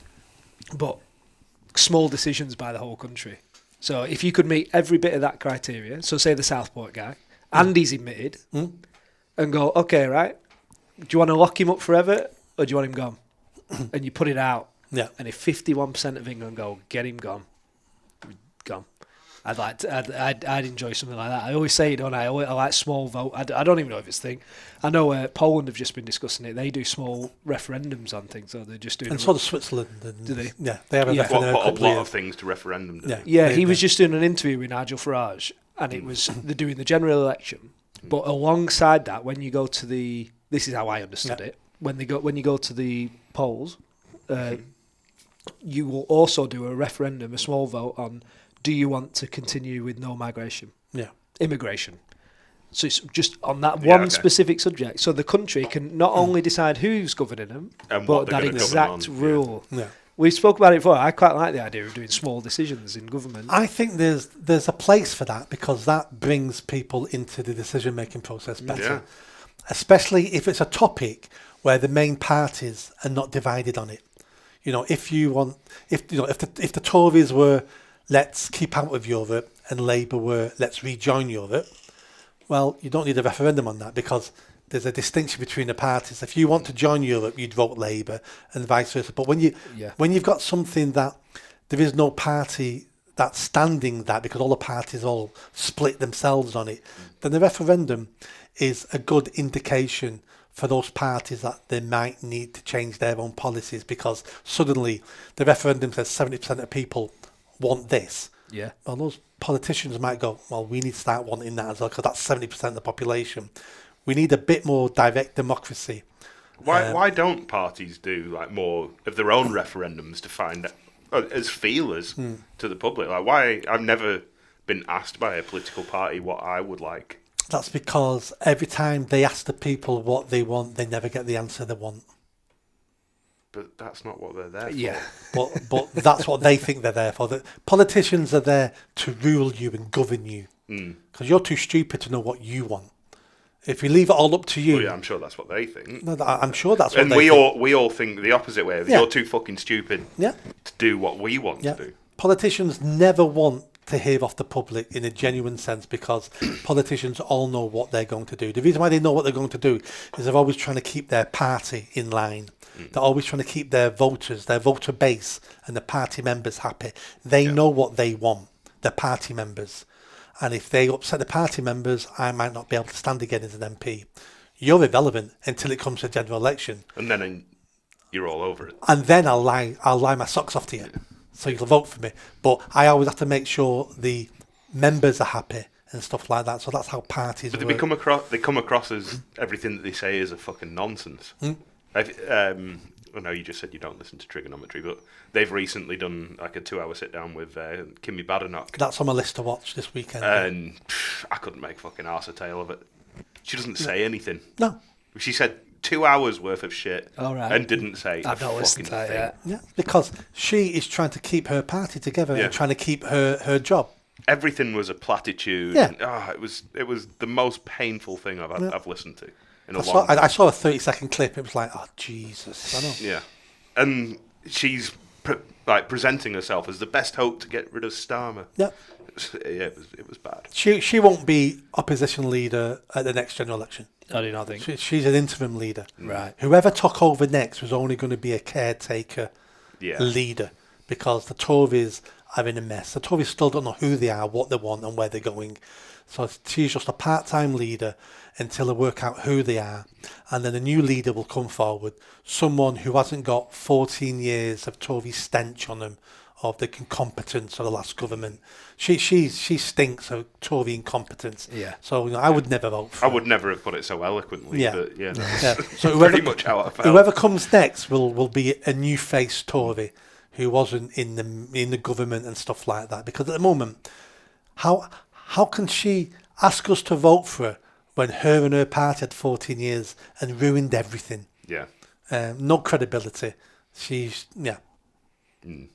And still hasn't really admitted the mistakes, still hasn't apologised, still wouldn't admit the mistakes. No, exactly. And they pressed her quite hard and would not admit anything. Yeah, and she's pro-mass migration. She's stood up in Parliament many times wanting more migration.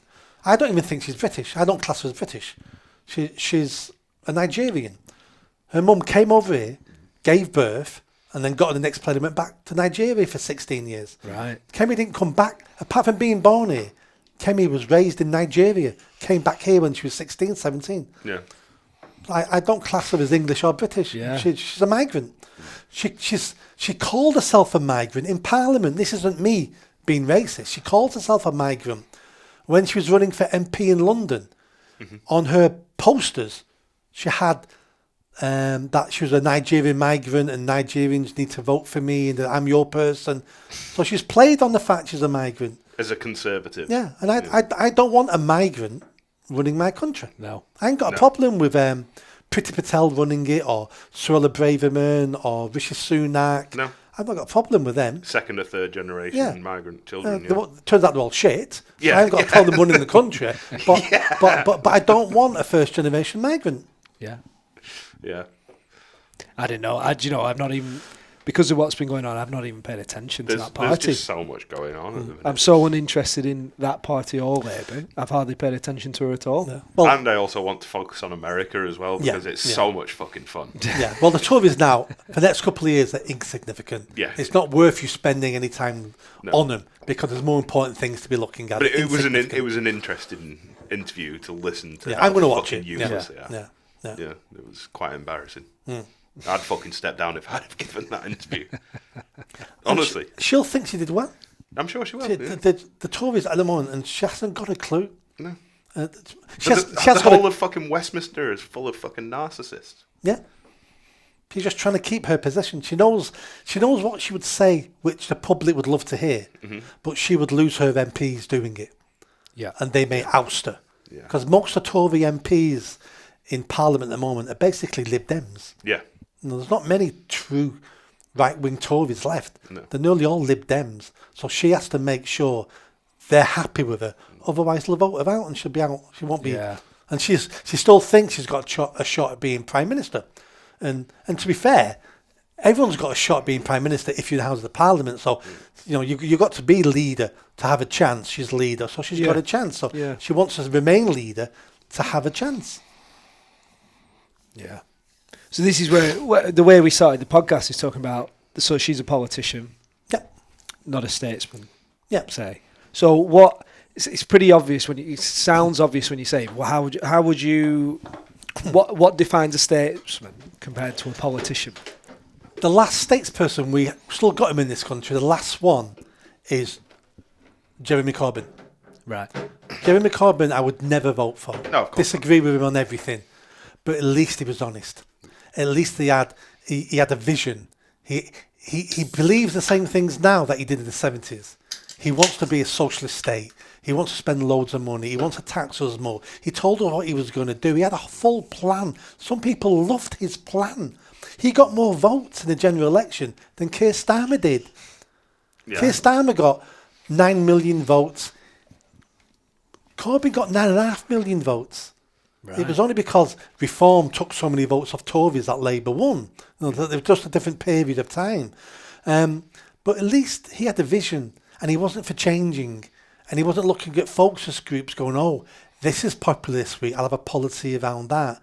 You know, he was a statesman who I disagreed with. The one before that was Thatcher. You know, Thatcher was like, this is what I'm going to do, don't like it, vote me out. But then, you know, since... No one did. Yeah, but then since like Blair and David Cameron... So whilst we're on Blair, I did have a question written down for you.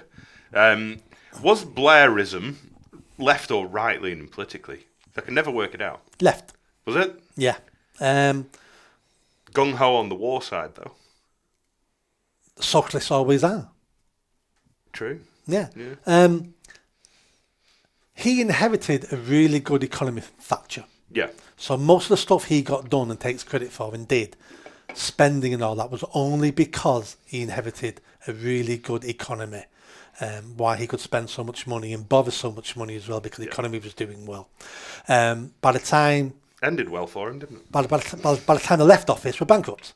And that's what Labour always do to the country. Yeah. This time round, it's worse because we're already bankrupt. Yeah. And now we've got a socialist government and we've got no economy. So they're in dire straits. Blair set in motion lots of things that at the time didn't look important. So he introduced the law on European human rights. Yeah. So he took the convention in the European Union and he wrote it into British law. That's why we can't deport people, because they claim human rights. It's written into our law. Our judges, who we complain about all the time, they only can do what the law says they can do.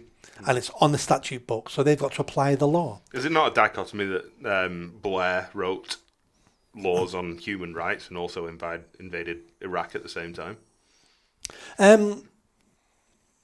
You could make that case. Yeah. I mean, you can make that case. How many people died in Iraq? Over 1 million? Over 1 million people, but not killed by the British. That was a civil war after we invaded.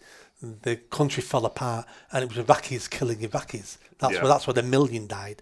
The war itself, I don't know how many it killed. A couple of 100,000 soldiers. I mean, a good few. But all the civilian deaths was the civil war.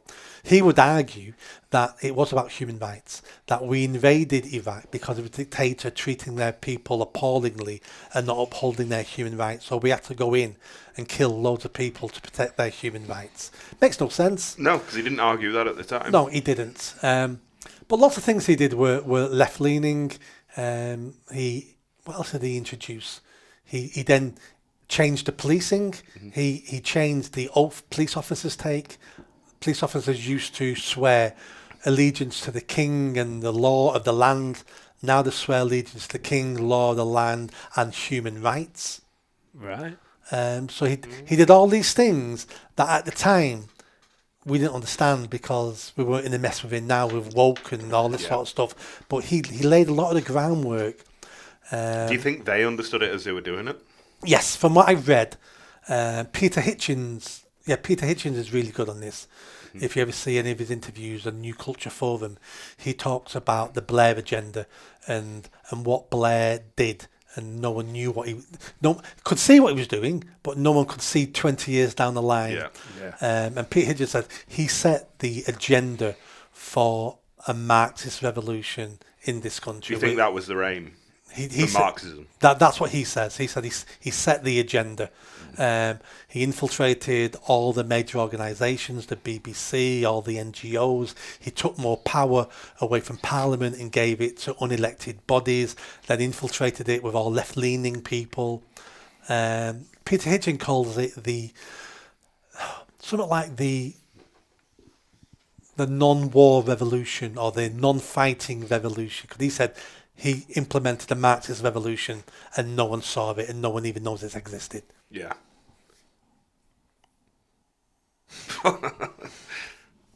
And then the Tories came along and carried it on. Did nothing better. Well, and carried it all on. Yeah. They could have overturned everything they wanted to overturn. They overturned nothing.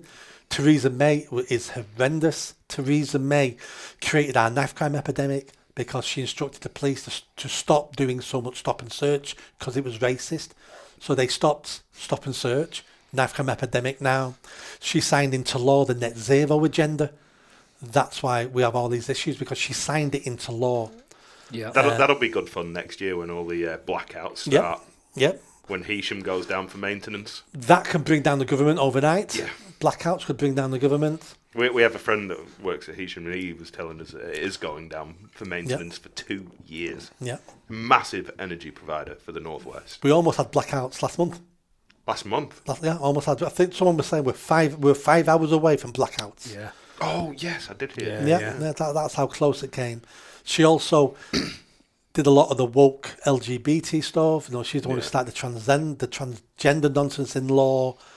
Theresa May, for the 2 years she was in power, was horrendous. Yeah. We weren't here for it, so unfortunately we don't have much on it. The Tories were horrendous. Absolutely horrendous. Incompetent. Didn't know what they were doing. Didn't achieve anything. At least Blair may have done things I disagree with, but he did it with an agenda. He did it with an agenda. You know, there was no incompetence there. He took the people with him. But the 14 years of Tories were just a joke. Yeah. And Starmer's even worse. Yeah. Yeah. Do you think that he is incompetent, or he has a name? Is he... A bit of both. I think he's incompetent as in he's not the traditional politician. No. He's a bureaucrat. Because he's obviously reasonably clever. Oh, a lot of these people are extremely clever. Just because you're clever, there's lots of things you don't know. Someone told me once about clever people. Someone said to me once, Nick, you'll meet people who'll be able to tell you the internal diameter of a can of baked beans. Yeah. But won't be able to open them. Yeah, okay. So just because you're clever doesn't mean you've got any common sense, you don't know how things work. Starmer suffers from having no charisma. Not his fault. He was born like that. Mm-hmm. He can't hold a crowd. He's got no inflection in his voice. He can't speak off the cuff. He's not a Boris Johnson. It's weird because he had so much voice coach training over the... I'd want my money back. I'd want my money back if I was him. I'd want my money back. I don't think it was voice training that he was doing. Yeah, so he's not got those skills. So if you've not got those skills, you have to be better at other stuff, such as knowing how things work and getting things done. And he's not very good at that either. So he's a double whammy. I think he was placed there by men in grey suits in the Labour Party who have groomed him over a decade and said, he's our man. He's a Marxist, and he's a Marxist. You know, he's university, he was in all those clubs and stuff like that. He wants what we want. He can be manipulated. He won't go off and do what he wants because he actually doesn't want anything. He just wants a Marxist agenda. Yeah. And I think he was groomed, pushed, and backroom deals, and they got him to run, and that's why he's there now. And I think he's doing what he's told, but I think he believes in what he's being told as well. And what he's being told is we need more globalism. If we're going to have a communist revolution to take over the world, we need a globalist agenda. Yeah. And that globalist agenda is the EU, it's the WEF, it's NATO, it's all these international organisations that sovereign states hand power to. And that's the beginning of a world government, and it'll be a world communist government. And he knows it's not going to happen in his lifetime. He knows it's a decades, centuries project, and he's bought into that. That's like when he was asked on TV by the BBC, before the general election, what do you prefer, Westminster or Davos? And he went, Davos. Yeah, of course he fucking did. And it's like, he answered it there. Yeah. Why do you think he wants to give away the Chagos Islands? Why do you think he's looking at reparations for the Caribbean? To be fair, having recently been to London, I would probably prefer fucking Davos over London at the minute. It is a proper shithole. It is. And many of our cities are, many of our inner cities are. And that's because none of our institutions work. Nothing works. Everything's grinding to a halt. It was Surely okay. seems that way, doesn't it? And when you think about it, it's... But if that's the case, why are so many people attracted to the idea of Marxism? Because it gives simple answers to very complicated problems. But they don't work. But these people are simple and want simplicity. And it's a bit like religion. Yeah, That's what Marxism is. It's a religion. It's telling you, if we can do these simple things, we'll live in utopia. Yeah. And you go, oh, sharing. Oh, yeah. No more rich people. Oh, yeah, I like that. And we're going to have free NHS and free this, and everything will be free. And you can choose when you want to work, because if you're doing a job you want to do, then you'll work harder at it, won't you? Yeah, I will. But never works. It never You'll works. have nothing and you'll be happy. Yeah. And every Marxist always thinks, well, when I implement it, it'll work this time, man, because I understand it better. Yeah, because they didn't do it right. Didn't do it right last time. And they have no understanding of human nature. Marxism looks great on paper. It does. And when you read it, you go, wow, if we could run the world like that, yeah. But what they're always missing is human nature. And we're evil, greedy, manipulative little creatures. Yeah. And we won't do as we're told. We're also loving, kind. Not as well. But we will cheat. Yeah. We will be lazy. And Marxism doesn't cope when you introduce humans into it. Yeah. And we also don't want utopia. There's I wrote an article on this. No, people need struggle. Well, they need struggle. If you Google this, there's a 10-minute video from the 60s on this. It's called, if you Google Rat Utopia, and there's an did an experiment, about 10, 12 experiments in an American university where they built Rat's Heaven. They put all these cages, and there was free water, and there was fresh bedding, and there was toys to play with. They built Rat Heaven. And for the first couple of weeks, it was fantastic. The rats were happy. And then slowly over time, they became unhappy. And they began eating each other, killing each other, only waking up and feeding once a day. They started getting sores and diseases because there was nothing to strive for anymore. There was no purpose in life. They had everything they wanted. And because they had everything on tap that they wanted, there was nothing to achieve. There was no more struggle. Nothing to get up for. And they did lots of these experiments. Rat Utopia, check it out. Yeah. And that's what happened. I'm going to save it. Yeah. It's always the case, isn't it? It's the same thing everyone talks about at the minute, is if you don't make yourself get up and exercise, do something difficult, it's better for your mental health. If you don't work a little harder, if you just go and do a job that doesn't fulfill you because you're not working hard and you're not achieving something, you don't end up anywhere. We should always have a goal. Yeah. What are we aiming for? It might not be the Prime Minister. It might. There's little goals you can do. We need goals every day. We need goals we're going to do today, goals we're going to do over the next couple of weeks, and we need long-term goals, because that keeps us motivated. That ensures that we're a slightly better person today than we were yesterday. Yeah. Because yesterday I achieved these things, so I'm now slightly better version of myself. Only compare yourself to the person you were yesterday. Don't compare yourself to other people, because you're not them. Have you read Atomic Habits? No. That's a great one for that. Right. For setting personal goals. Yeah. I tried to doing it for quitting smoking, and I got into vaping instead. Yeah. But you have more nicotine than ever now. Yeah, but I personal goals it helped me. Who wrote that? I recognise that. I'd have to Google it. Yeah. Should we just? I'm just gonna have a toilet break. Well, we got well sidetracked there because I really want to cover a little bit on this book. Yeah. On your book. Oh, we did. Yeah. We were talking about the book. Absolutely. We spent 2 minutes on the book and went back off into the world. Yeah. And for the book, if anybody wants to buy it, it's only available on Amazon because I self-published. Yep. So it's available on Amazon. If you just Google on Amazon, Nick Buckley MBE, it takes you to my 4 books. and the latest one is England, My England. Can you not do an audiobook? I downloaded something the other day about how to do an audiobook, so I'm going to have a look at it and read it and see if it's possible. You can do it maybe yourself. Well, there's programs now that will read it for you and stuff like that. So No, you should definitely read it yourself. It takes a long time and all the editing. And when I started reading this document on audiobooks, it said, straight away, you're better off not reading it yourself and getting one of these programs, and you can pick the voice and the accent and stuff Well, give like it 5 years and AI will be able to give you your voice anyway. Yeah, I'm sure it can be done now, but I'm sure probably, it's expensive. Yeah. But I'm going to look into audiobooks because so many people tell me all the time, is it available on audiobook? Yeah. Audiobook. I probably listen to 2 or 3 audiobooks a week. Right, yeah. I love an audiobook. Yeah, we're like both predominantly listen. I haven't read a book for 2 years. Yeah. And obviously we knew you were coming. I was like, right, I'm going to read it. Yeah.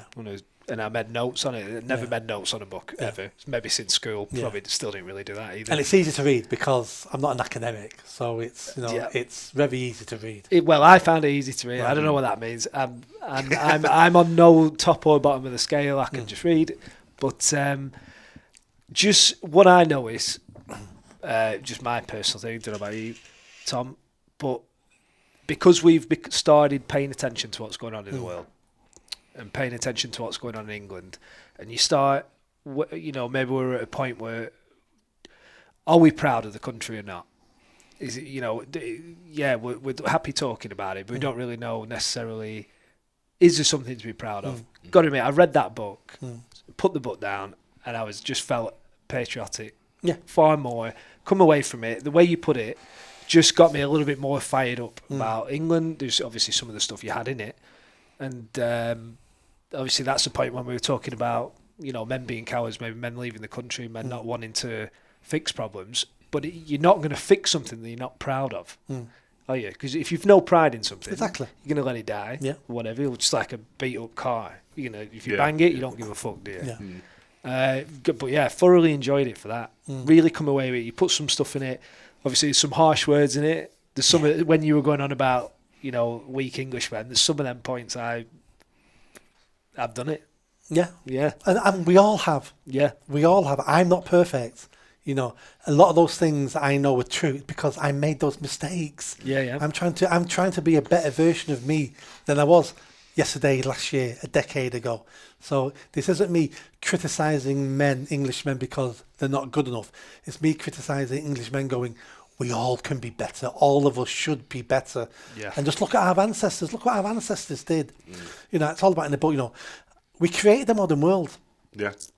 Britain, Common England law. created the modern world, the Industrial Revolution. We had the biggest empire ever known to mankind. All the countries, we didn't invade them per se, because we didn't have a big army. We went to our countries to trade, and then we took them over by using the establishments that were there because they knew we would give them a better quality of life. That's how we took over India. Half the Rajas signed up to the British, and we defeated the other Rajas. But it was Indian soldiers fighting those wars. And then when we're the only empire that ever dissolved peacefully, that we walked away from all those countries peacefully, and then all those countries said, do you know what? We love you guys. Can we start a new club? Let's call it the Commonwealth. No other empire ever had a Commonwealth because all those other empires, when they fell, they were hated. Yeah. They were hated by those countries. We weren't. And I'm not saying we did everything that was right. No, definitely some bad shit went on. But that happened everywhere. That was happening here. Yeah. Do you know that at the height of American slavery on the plantations in Alabama, those slaves lived 9 years longer than English people in the north of England? Why? They had better lives than the men and the women who lived in the north of England. Why is it that the north of England gets so much fucking shit? It's because it's away from London. You go out of London. Is that just it?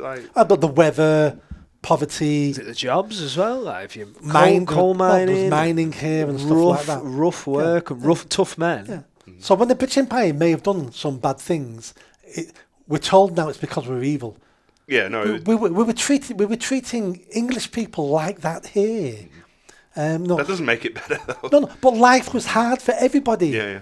It was 200 years ago. No one had fucking running water in the house. Exactly. 99% of people, had it bad.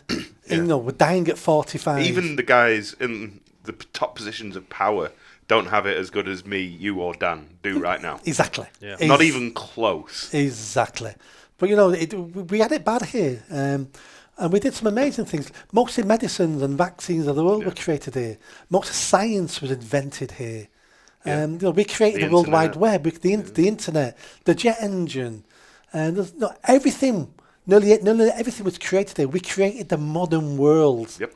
And we gave the world our language. The world's language is English. Anyone thank us for it? We gave the world They hate us for it. Apart from basketball, we've given the world nearly every sport. All those sports were created here. Boxing, tennis, badminton, football, the world sport, football. Who created the modern Olympics? We did in London in 1822, I think it was. It may have started 1,000 years ago in Greece, 2,000 years, but we created the modern Olympics. Really? The world owes us so many thank yous. Who stopped the world transatlantic trade, slave trade? We did. We didn't capture any black Africans and sell them as slaves. Black kings were capturing their neighbours, selling them into slavery because they've been doing it for 10,000 years. We just started, Westerners, the Portuguese started buying black slaves. And then one day the English decided, this can't go on. This is unchristian. So then we started campaigns to end slavery. We ended it across the British Empire. And how did we end it through the British Empire? We ended it by buying the freedom of every slave. It cost us billions of pounds in today's money. And we got a loan out to pay that. And do you know when we stopped paying that loan off? It wasn't long ago, was it? 2015. Yeah. So everyone alive today, if you're alive in 2015, some of your taxes were paying reparations to slaves because we bought the freedom of everybody in the British Empire. And then we spent more money patrolling the high seas. You can't call it reparations, though. They were buying the slaves, weren't they, off the slave masters? It was a reparation to those slaves. They got the freedom. Yeah, okay, I see what you're saying. Yeah. We shouldn't pay reparation to their descendants. No, fuck no. They were never slaves. No. Yeah. Outrageous call. Yeah, they did. But, so, we then patrolled the high seas. And we stopped the transatlantic slave trade. And then we stopped the Arabs taking slaves and buying slaves in Africa. And that was some of the reasons why we invaded some of the African countries, was to stop the slave trade. Some of the kings of some of the African countries were writing to Parliament and to Queen Victoria, demanding we reinstate the slave trade. It's their right to sell slaves. It's their right to take their neighbours as slaves. We've been doing it. This is our culture. It's our right to do it. We've got the letters now in museums and writing these things. Africans didn't want to stop the slave trade. And many countries didn't want to, but we used our force and our navy to stop the Western world dealing in slaves. And unfortunately, there's more black slaves alive today than ever before in history, because Africans never stopped enslaving each other. Yeah. Does Black Lives Matter ever talk about that? Fuck no. Does anyone have marches about that? No. So we ignore all the slaves that were alive today, and race baiters and grifters bang on about slavery 200 years ago and who did wrong and who owes money. If they were genuine, they'd be banging on about the Africans who are enslaved today, and we do nothing about it. All those kids and women in the cobalt mines in the Yep. Congo. Yeah. I presume you've seen those videos. I've seen the videos, yeah. How anyone can complain about old-time slavery compared to Yeah. that. Well, a couple of years ago, you could go to Libya. Yes, they had auctions live on YouTube. Yes, they did. And you can still see those videos now. Yeah. And that was a couple of years ago. Yeah. Yeah. Yeah, it was as Gaddafi was falling, wasn't it? Yeah. Or he'd fallen. I It'd think. fallen. Yeah. Yeah. Yeah, it was, honestly, it was absolutely fucking wild. Yeah, on the coast of Europe. Yeah. So we need to be proud of who we are and what we've achieved. What we're going through at the moment is a blip. We're going to get over this. I'm very confident. I'm very optimistic. This is a blip.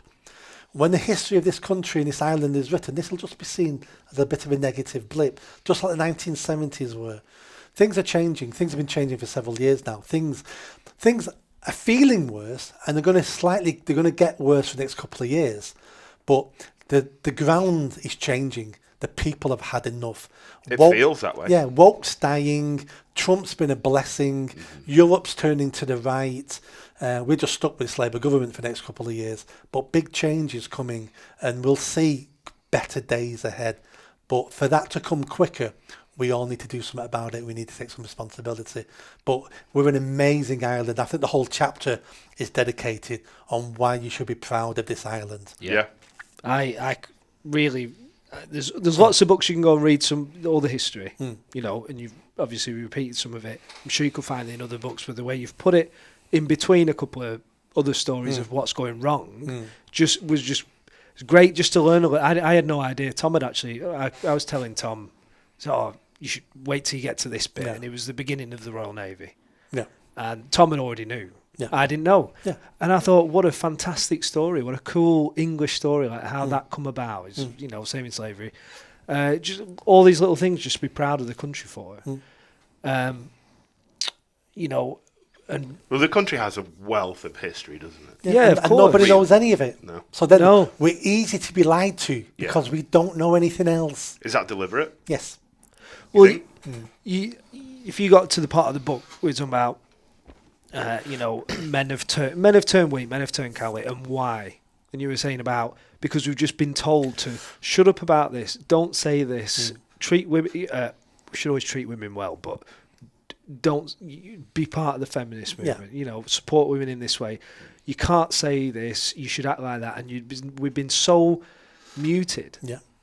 And when I read it, I really understood it then. It's like, we just spent the last 20 years, since we've been like 16, 17, everything's just been, they say you can't do this anymore. Yeah. They say you can't do that. And it's just weakened so many people just to the point. It's been going on since the 50s. Yeah. Yeah.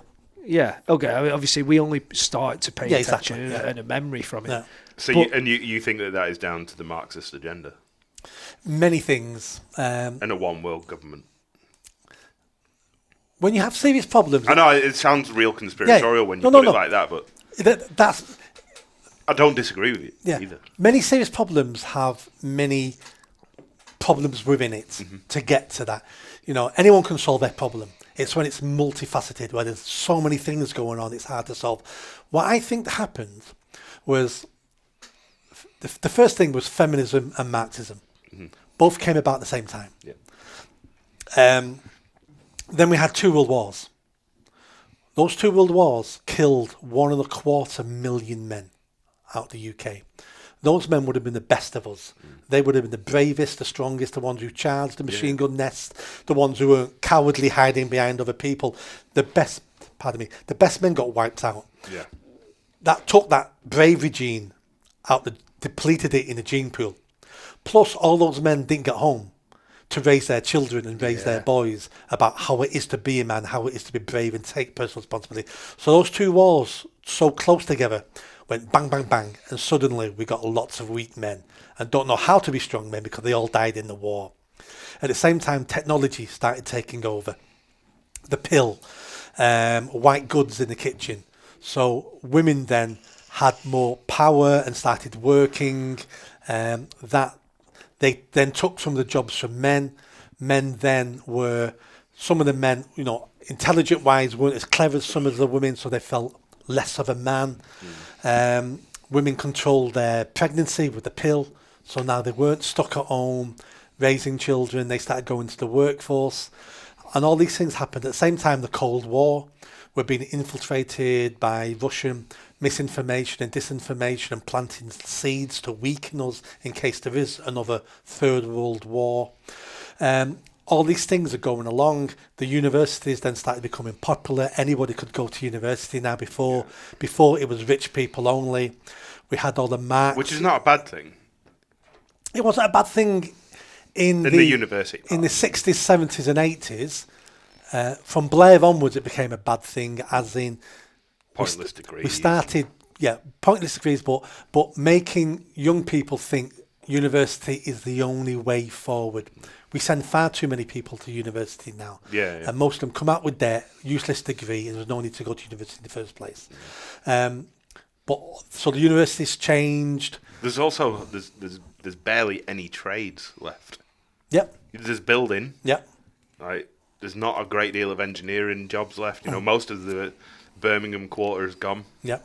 You know, so we lost those manly jobs. Manufacturing has just been decimated across the country. There's a big section of males who are not academic, but are not stupid, and they naturally would go into trades, apprenticeships, working with the hands, and we decimated those jobs, so those men then feel less of a man.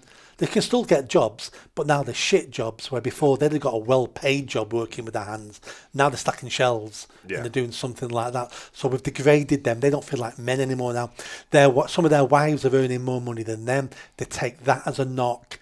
And all these things, many things have been happening through the last 150 years.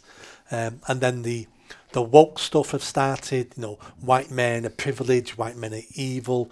I'm writing my 5th book at the moment called Anglophobia, the hatred that never goes away. And Anglophobia means hatred of the English. Yeah. So all these things have been happening, and it's and then in the book I also talk about the chemicals in our water supply, and that's over feminizing men. 90% of the pill, the female. It was your book, wasn't it? You talked about the extra estrogen that is produced from taking the pill. Yeah, in the water supply. In the water supply. Yeah. And then you think about London. How many times as a kid were you told every pint of water that you drink has gone through 7 people before you drink it? Yeah, loads. Yeah. It sounds silly, but then... Yeah, and then when you think our water refinery places... they only filter out viruses and bacteria and heavy metals. Not chemicals. We don't in London. Some of the water in London, you can still find traces of cocaine because that many people are taking cocaine, peeing it in the toilet. It's being recycled as cocaine in water. Auckland, New Zealand was the same. You could find traces of methamphetamine in your tap water. Exactly. But that's happening with the female pill, the hormones. Yeah. So men are now drinking female hormones. Also, we give dairy cows female hormones to produce more milk. That gets washed into the rivers, which goes into our water supply. And then we use chemicals. A good chemical is inside a can of baked beans. The coating inside in some of the food cans have been banned in America because they contain chemicals that are just like the female hormone, higher percentages than the pill. So that seeps into our food. So all these things are now going into men. The female hormones, that must be having a change. They've done some tests on fish where they give these hormones in the water, and some of the fish become deformed, and some start turning into female fish. So Alex Jones, I don't know if you know who he is. He started talking about this years ago. Frogs about turning the frogs. gay. Yeah. And it was exactly what he was talking about with glyphosate. Yeah. It's the exact same chemical. Yeah. They just in Roundup. We brought it up a couple of podcasts ago, didn't we? Yeah. They've started finding in English rivers. Yeah. They're all starting to turn trans. And these are studies from universities. Frogs turning trans, This is not me and you doing the studies. These are proper scientific studies that are looking at this. So, so when you put all those things together, this has created the men we have now. Yeah. And the societal pushed it. It's okay to do that. Yeah. He's also mentally beating the men down, saying, no. It's okay to be really soft. Don't worry about it. Yeah. Don't stand up and say what you want to say. Because if you do, then it's a toxic masculinity. Yeah. But it only works online. It doesn't work outside in the real world. I think it does. Not because I'm saying that from my experience. It doesn't work on a building site where I work. No, it doesn't. But it works in universities. I'm sure it works in the office. It works in lots of places. I went through. I moved away. I was in Australia, and I went through 4 or 5 years of following the rhetoric and becoming softer and softer, and putting a lot of effort into being a great partner for my fiance, and but going all about it all the soft way. Oh, trying to just be understanding and talking, and you can just feel everything they're trying to tell you is just getting a little bit softer and a little bit softer, and then suddenly you read someone talking about how if you're a man in a house and yourself, you need to actually be a little bit more. It sounds ridiculous, but I'll fix that, or I'll stand up for that, or I'll fucking do that. And it's all the things that I found when I was reading some of the stuff you put. I was thinking about the last, not this last couple of years, but just went through a period when I was living in Oz where I was like, got to my softest point. Yeah. I was like, when you think of all the stuff you're being told. Women don't want men to be pussies. No. Do they, fuck? No. Women will tell you they do. I want a man who's caring and compassionate, but the truth is women don't know what they want.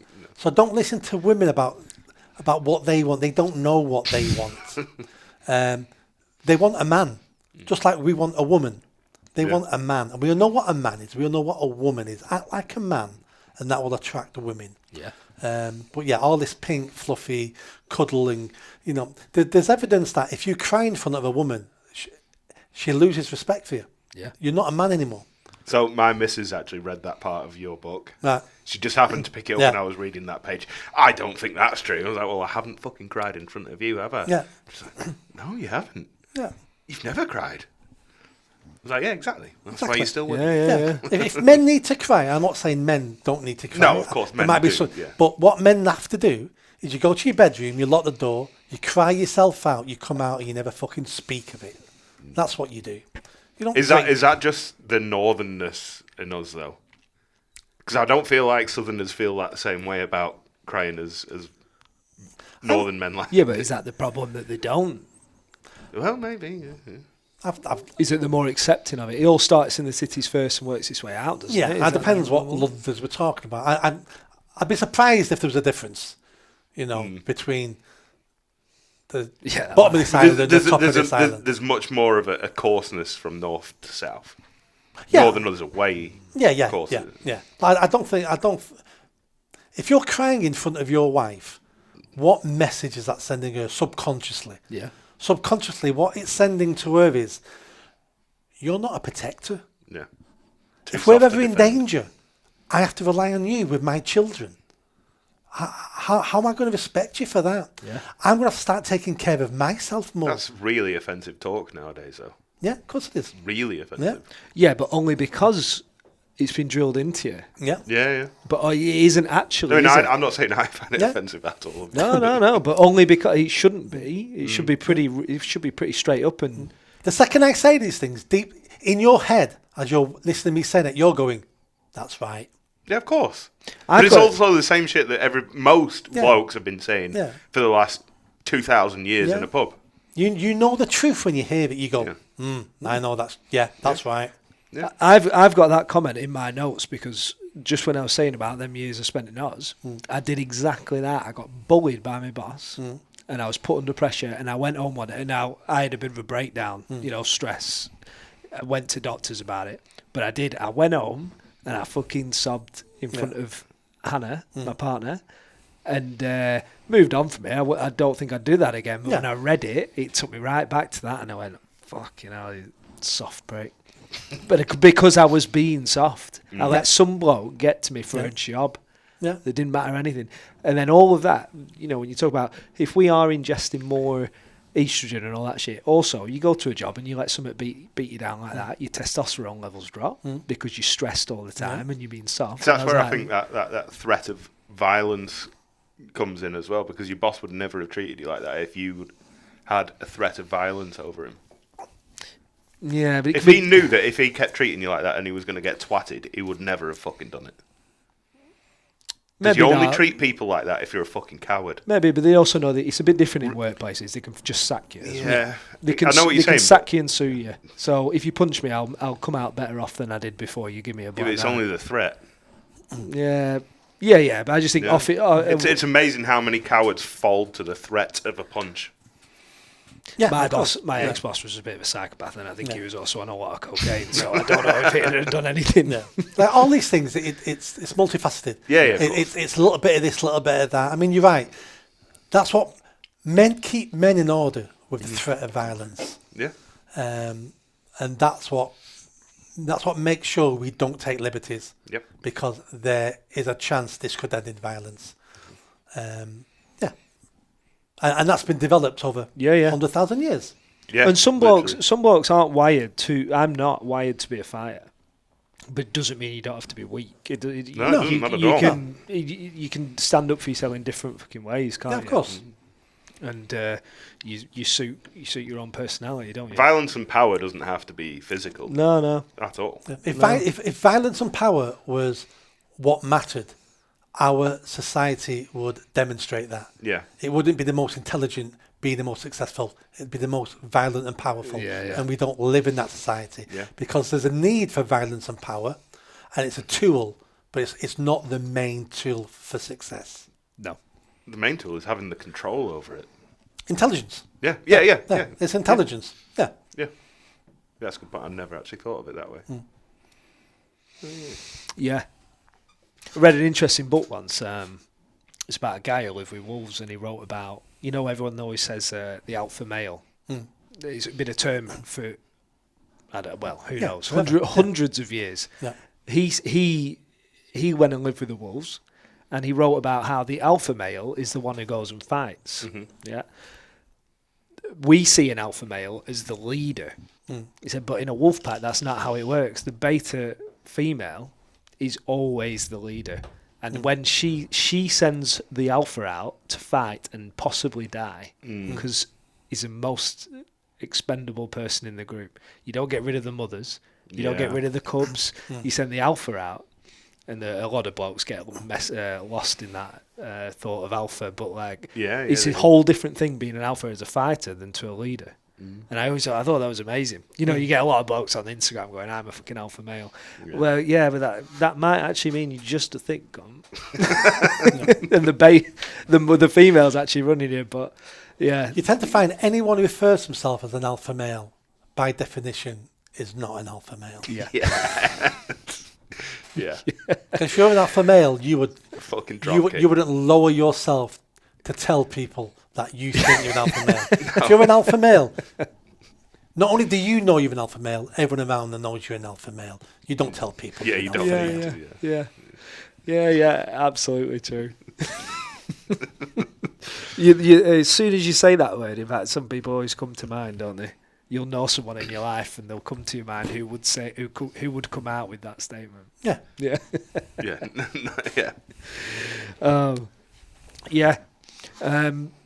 Well, so I come away with that, from reading your book, a lot prouder of the country. Still want to learn a bit more.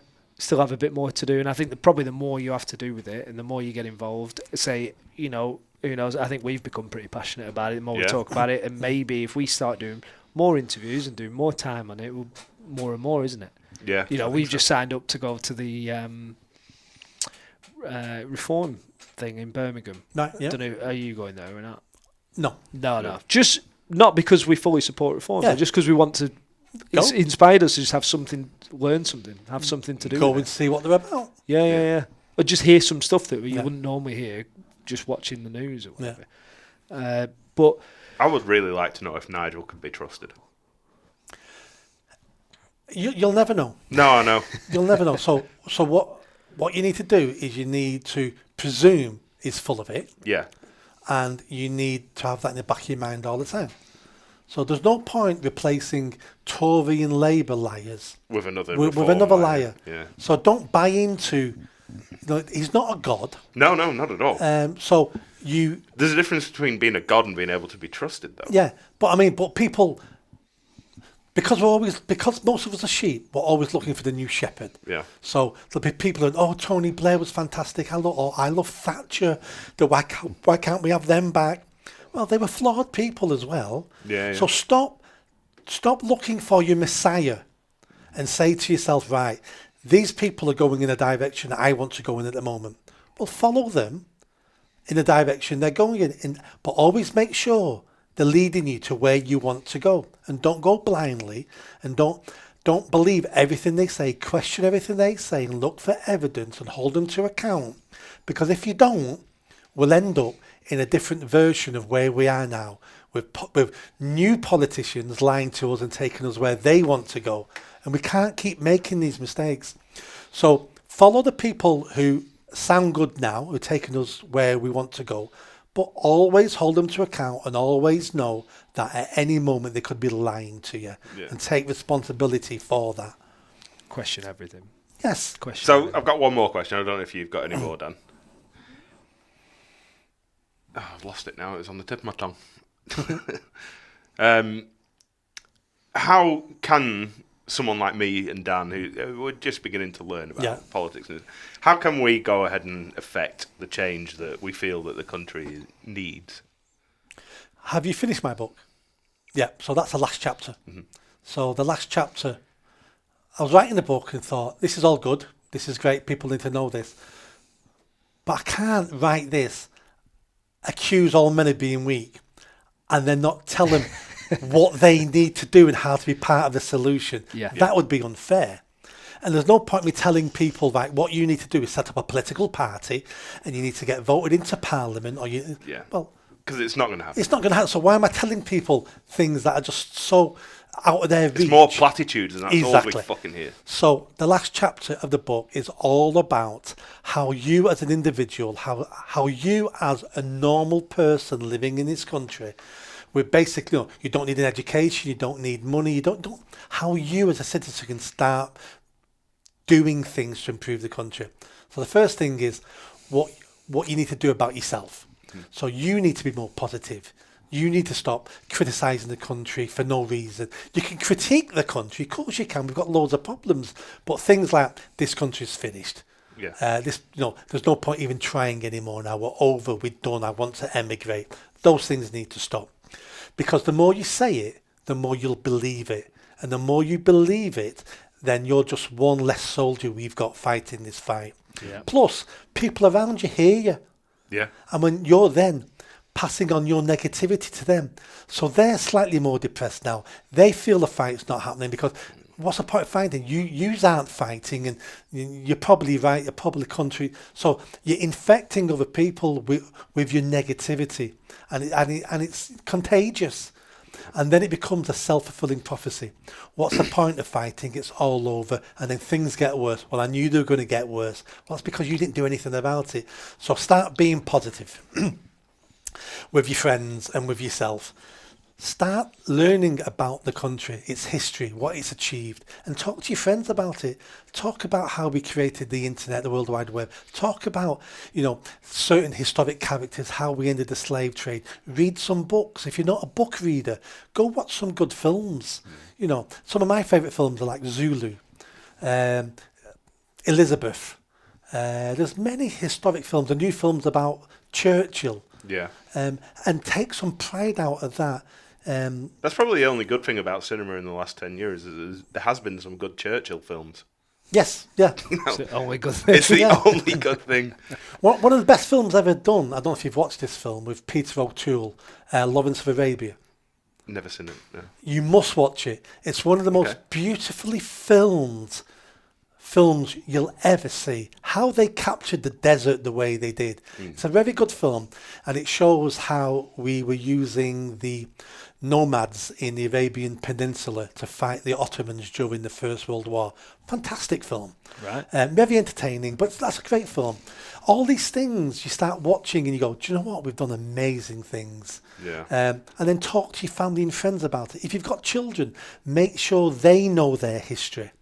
Get a calendar and start marking some of the important dates on, so you can educate your children, or have a local family party about it, like VE Day, Dunkirk, and then the 1066 Battle of Hastings. All put some dates in, so when it comes, you might want to do something special for you, your children, or your local community, and make sure we celebrate these dates and understand why that date's important.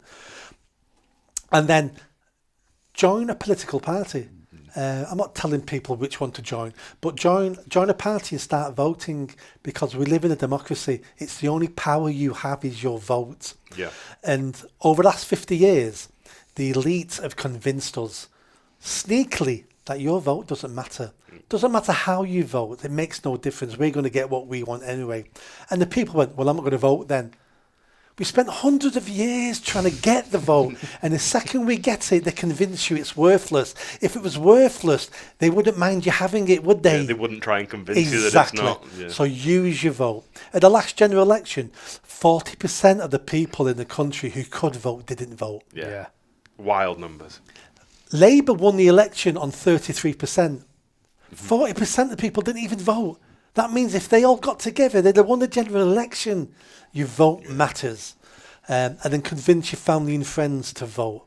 And then there's more in the last chapter of the book about what you can do as an individual. Yeah. And it's small things. Because all I want from you is you to take responsibility for you. Don't worry about your neighbours. Don't worry about everybody else. Don't give up because they're not doing their bit. You do your bit. And hopefully they'll see you doing your bit. You might inspire them to do their bit. And then if you've got 40 million people all doing their bit, that's a lot of change coming down the path. That's a lot of patriots wanting a better world. And again, don't moan that other people aren't doing their bit. Concentrate on you and make sure you do your bit. That's all you're in charge of. That's all you've got control over, is what you can do. And then hopefully others will do their bit. That's the start. Yeah. There is no simple answers. There is no magic wand. There is no lever I can pull. All we can do as individuals is what we can do. And then we rely on other English men and women to do their bit. Mate, I'm really sorry that you wasted your greatest speech on this podcast. That was awesome. That was great. That was really inspiring. No, it's we're that's the feeling we're getting at the minute, isn't is. it? We didn't see this. We sat down a year ago. We started recording, and all we spoke about was old stories getting hammered, and we also love conspiracies as well, didn't we? Oh, who doesn't? But you can't help. Eventually, when you get sat around a table and you have a beer, you're going to start discussing the governments and all that, and it just revved up, and then we started going, well, we need something to talk about next week, so we started paying some attention. Yeah. And then we're 1 year in, and we've just become way more passionate than we have been, and part of that's because America's fired us up, because it's a little bit of an example. Inspiration. And and looking at conspiracies and you think, oh, well, this is ridiculous, and then you look it up and it's like, holy, it might be true. It might be true. Yeah, and it takes a few months sometimes to really start understanding. You have to put quite a lot of work in to understand politics, don't you? I mean, and we don't understand a lot, but there's so much to it. But as you get more passionate, and then you want to pass it on to people, don't you? Because you go, actually, no, this country's pretty cool. And if you start learning some stuff, or if you go watch a war film and you come away really proud of it, and it's I get why a lot of people don't pay attention, because there's far more important, to them there's far more important things. They're trying to just pay the bills, aren't they? They're trying to work. I wouldn't call this politics. I would call this life. Yeah. Because that's what we've discussed today, life. We've discussed problems in the country, what the solutions could be. Well, everything is political nowadays, so if everything's political, nothing's political. Yeah. But the second you use the word political, it puts lots of people on. It puts an anus on it, doesn't it? So what we're discussing is life. How are we going to get a better life for me and you? How are we going to get a better life for our children and our grandchildren? How are we going to get Surely that's the whole goal, isn't it? How are we going to get safer streets so our women folk can walk on them? How are we going to get better jobs? How are we going to get jobs? How are we going to get a better government? This is life. This isn't party politics. It's not about I'm voting Labour because of this, I'm voting Tories or Reform because of that. But it does feel like it's on a real tipping point. It does. Big change is coming. It does. Big change is coming. It could go one way or the other. It's only going to go one way. You reckon? It's only going to go one way. How it looks and where we end, I don't know. But big change is coming. I can guarantee it's going to involve more personal responsibility. Yeah. It's going to involve a smaller state. It's going to involve more right-wing policies. Those things are definite, because the whole Western world is swinging that way. Yeah. These things swing one way to another. I try not to get too hopeful about it, because I've been duped before. But it's going to take time. We're going to see some big changes over this next. When the next government comes in, we're going to see some big changes. Yeah. This government will do nothing. This government daren't do anything. It won't U-turn. So more of nothing. more of nothing. For another couple of years until they fall. But that nothing can do so much damage. I think I think it's also great. I think that gives another 2 or 3 years for Englishmen to get pissed off. Yep. Because that's what's the migrant thing, to me personally, is the absolute turning point. Because fuck about with people's taxes. We've said this before. Well, it was bad enough when you were hearing about 100,000 people a year, wasn't it? Yeah. Now, when you're hearing there's like a couple of million. No, but what I was going to say is fuck about with people's money. Fuck about with people's green initiative. No one really cares enough. Yeah. But fuck about with people's kids. Yep. Yeah. And you're going to fire up some men that haven't stood up for a little while. We spoke about that before. I think you start. Up the lion. Yeah. Put it in Nick's words. Yeah. And that's beginning to happen. It happened in Sweden the other week with that guy shot all those, immigrants. That's not and the it lion doesn't. wake up. No, but that's going to happen. It's if it's 2 or 3 more years before a better government come in, then maybe it's if it all got fixed tomorrow, everyone would go back to sleep. Yes. Yeah. And they wouldn't do enough, and it'd just go back to paying shitty taxes and having a shitty NHS and everything. Yeah. But maybe 2 years is enough to get people really revved up. But I've been saying for years, change will come when we hit rock bottom. Yeah. And I don't think we're at rock bottom yet. Another couple of years we'll be rock bottom. I wanted Labour to win the general election. I was rooting for them. I said that all online. Not because I'm a Labour supporter, but if we'd have got the Tories still in power, Tories were killing us slowly, so slowly we couldn't see it. I knew Labour in power would take us to rock bottom a lot quicker. Same destination as the Tories were taking us, but they take us there quicker and haven't been proven right. Yeah. And we need to hit rock bottom, and we're getting close now. All it's going to take now is the economy to get worse. Labour aren't even the same Labour that they used to be. No. Like, there's an old saying around here that you only vote Labour in to fix the roads every 10 years. No. And looking at our local township, Garstang, Yeah. they're not even fixing the roads, they're just painting fucking white lines everywhere over the potholes. Literally, there's white lines painted over the potholes. I think that sums up Labour to a T right now. Yeah, Labour councils, Yeah. But things are going to get worse, and you're right. The sleeping giant, the Englishness is beginning to wake up. Yeah. And we're saying to ourselves, this isn't good enough. We've had something like this before in the 1400s called the Peasants' Revolt. I think I mentioned it in the book. You did. Yeah. And that was when the peasants had enough. They'd just come over the Black Death, which was a bit like our COVID, because it messed with the jobs market, more taxes, people felt insecure. We've had that with COVID. The ruling power became more authoritarian, like we've got now, and you can see some similarities there. And the Peasants' Revolt changed the country, and I can see a modern version of that of coming along. History is a cycle. History just repeats itself all the time. Empires come and go. Civilizations grow and then die. And everything is a cycle in our world. Yeah. That's why history is so important. Because you can predict what's going to happen and what's going to come by looking what happened before. Because we're always the same creatures.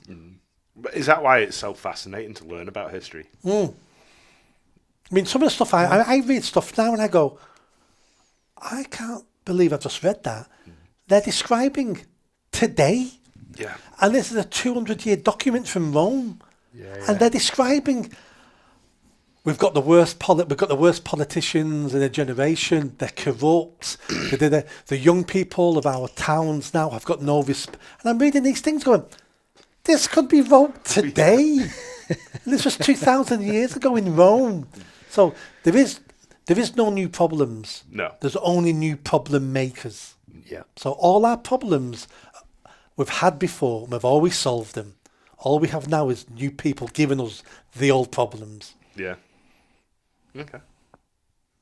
Well, I think it's easy when you're involved. It's easy to feel a good path, but I think we're on a good path. I think more and more people are going to come to. It feels like that, doesn't it? There's a groundswell. I think so. Yeah, there is. Yeah. Yeah. So what? Before we finish, what's? You said you're going to keep going, running again. Yeah. General election. What's next? You're writing the new book. Writing the new book should be out in the summer. I'm in discussions with a couple of political parties about potentially joining them. We'll see what by-elections come up. But my focus at the moment is raising my profile and having these types of conversations. because people can't vote for me if they don't know I exist. No. Yeah. And we don't improve the country if people are not having these conversations to realise what the problems are and what the potential solutions are. So I'm doing as much as this as possible. Yeah. And I'm spending most of my time online on my YouTube channel, podcasts, writing. I write articles on Substack. And I'm just trying to use as much apps and online as I can to get those messages out there, to start these conversations. I've not got the answers. Only you have the answers for you in your life and your family. I'm trying to get people to realise that all the answers lie within you, and we need to stop looking at the state. Yeah. I couldn't agree more. Yeah. Well, thank you very much, Nick. Yeah. You're welcome. Thank you for the invite. So much. Cheers. Yeah, it's Awesome. been a great night tonight. Yeah, good. Learned Thanks a for lot. everything you're doing. And Vote Nick. hopefully, unless you've gone too high up in the clouds, you can go, maybe have a catch up again in a year and see what you're up to then. Yeah, absolutely. Obviously, anyone watching, where are they going to watch all your stuff?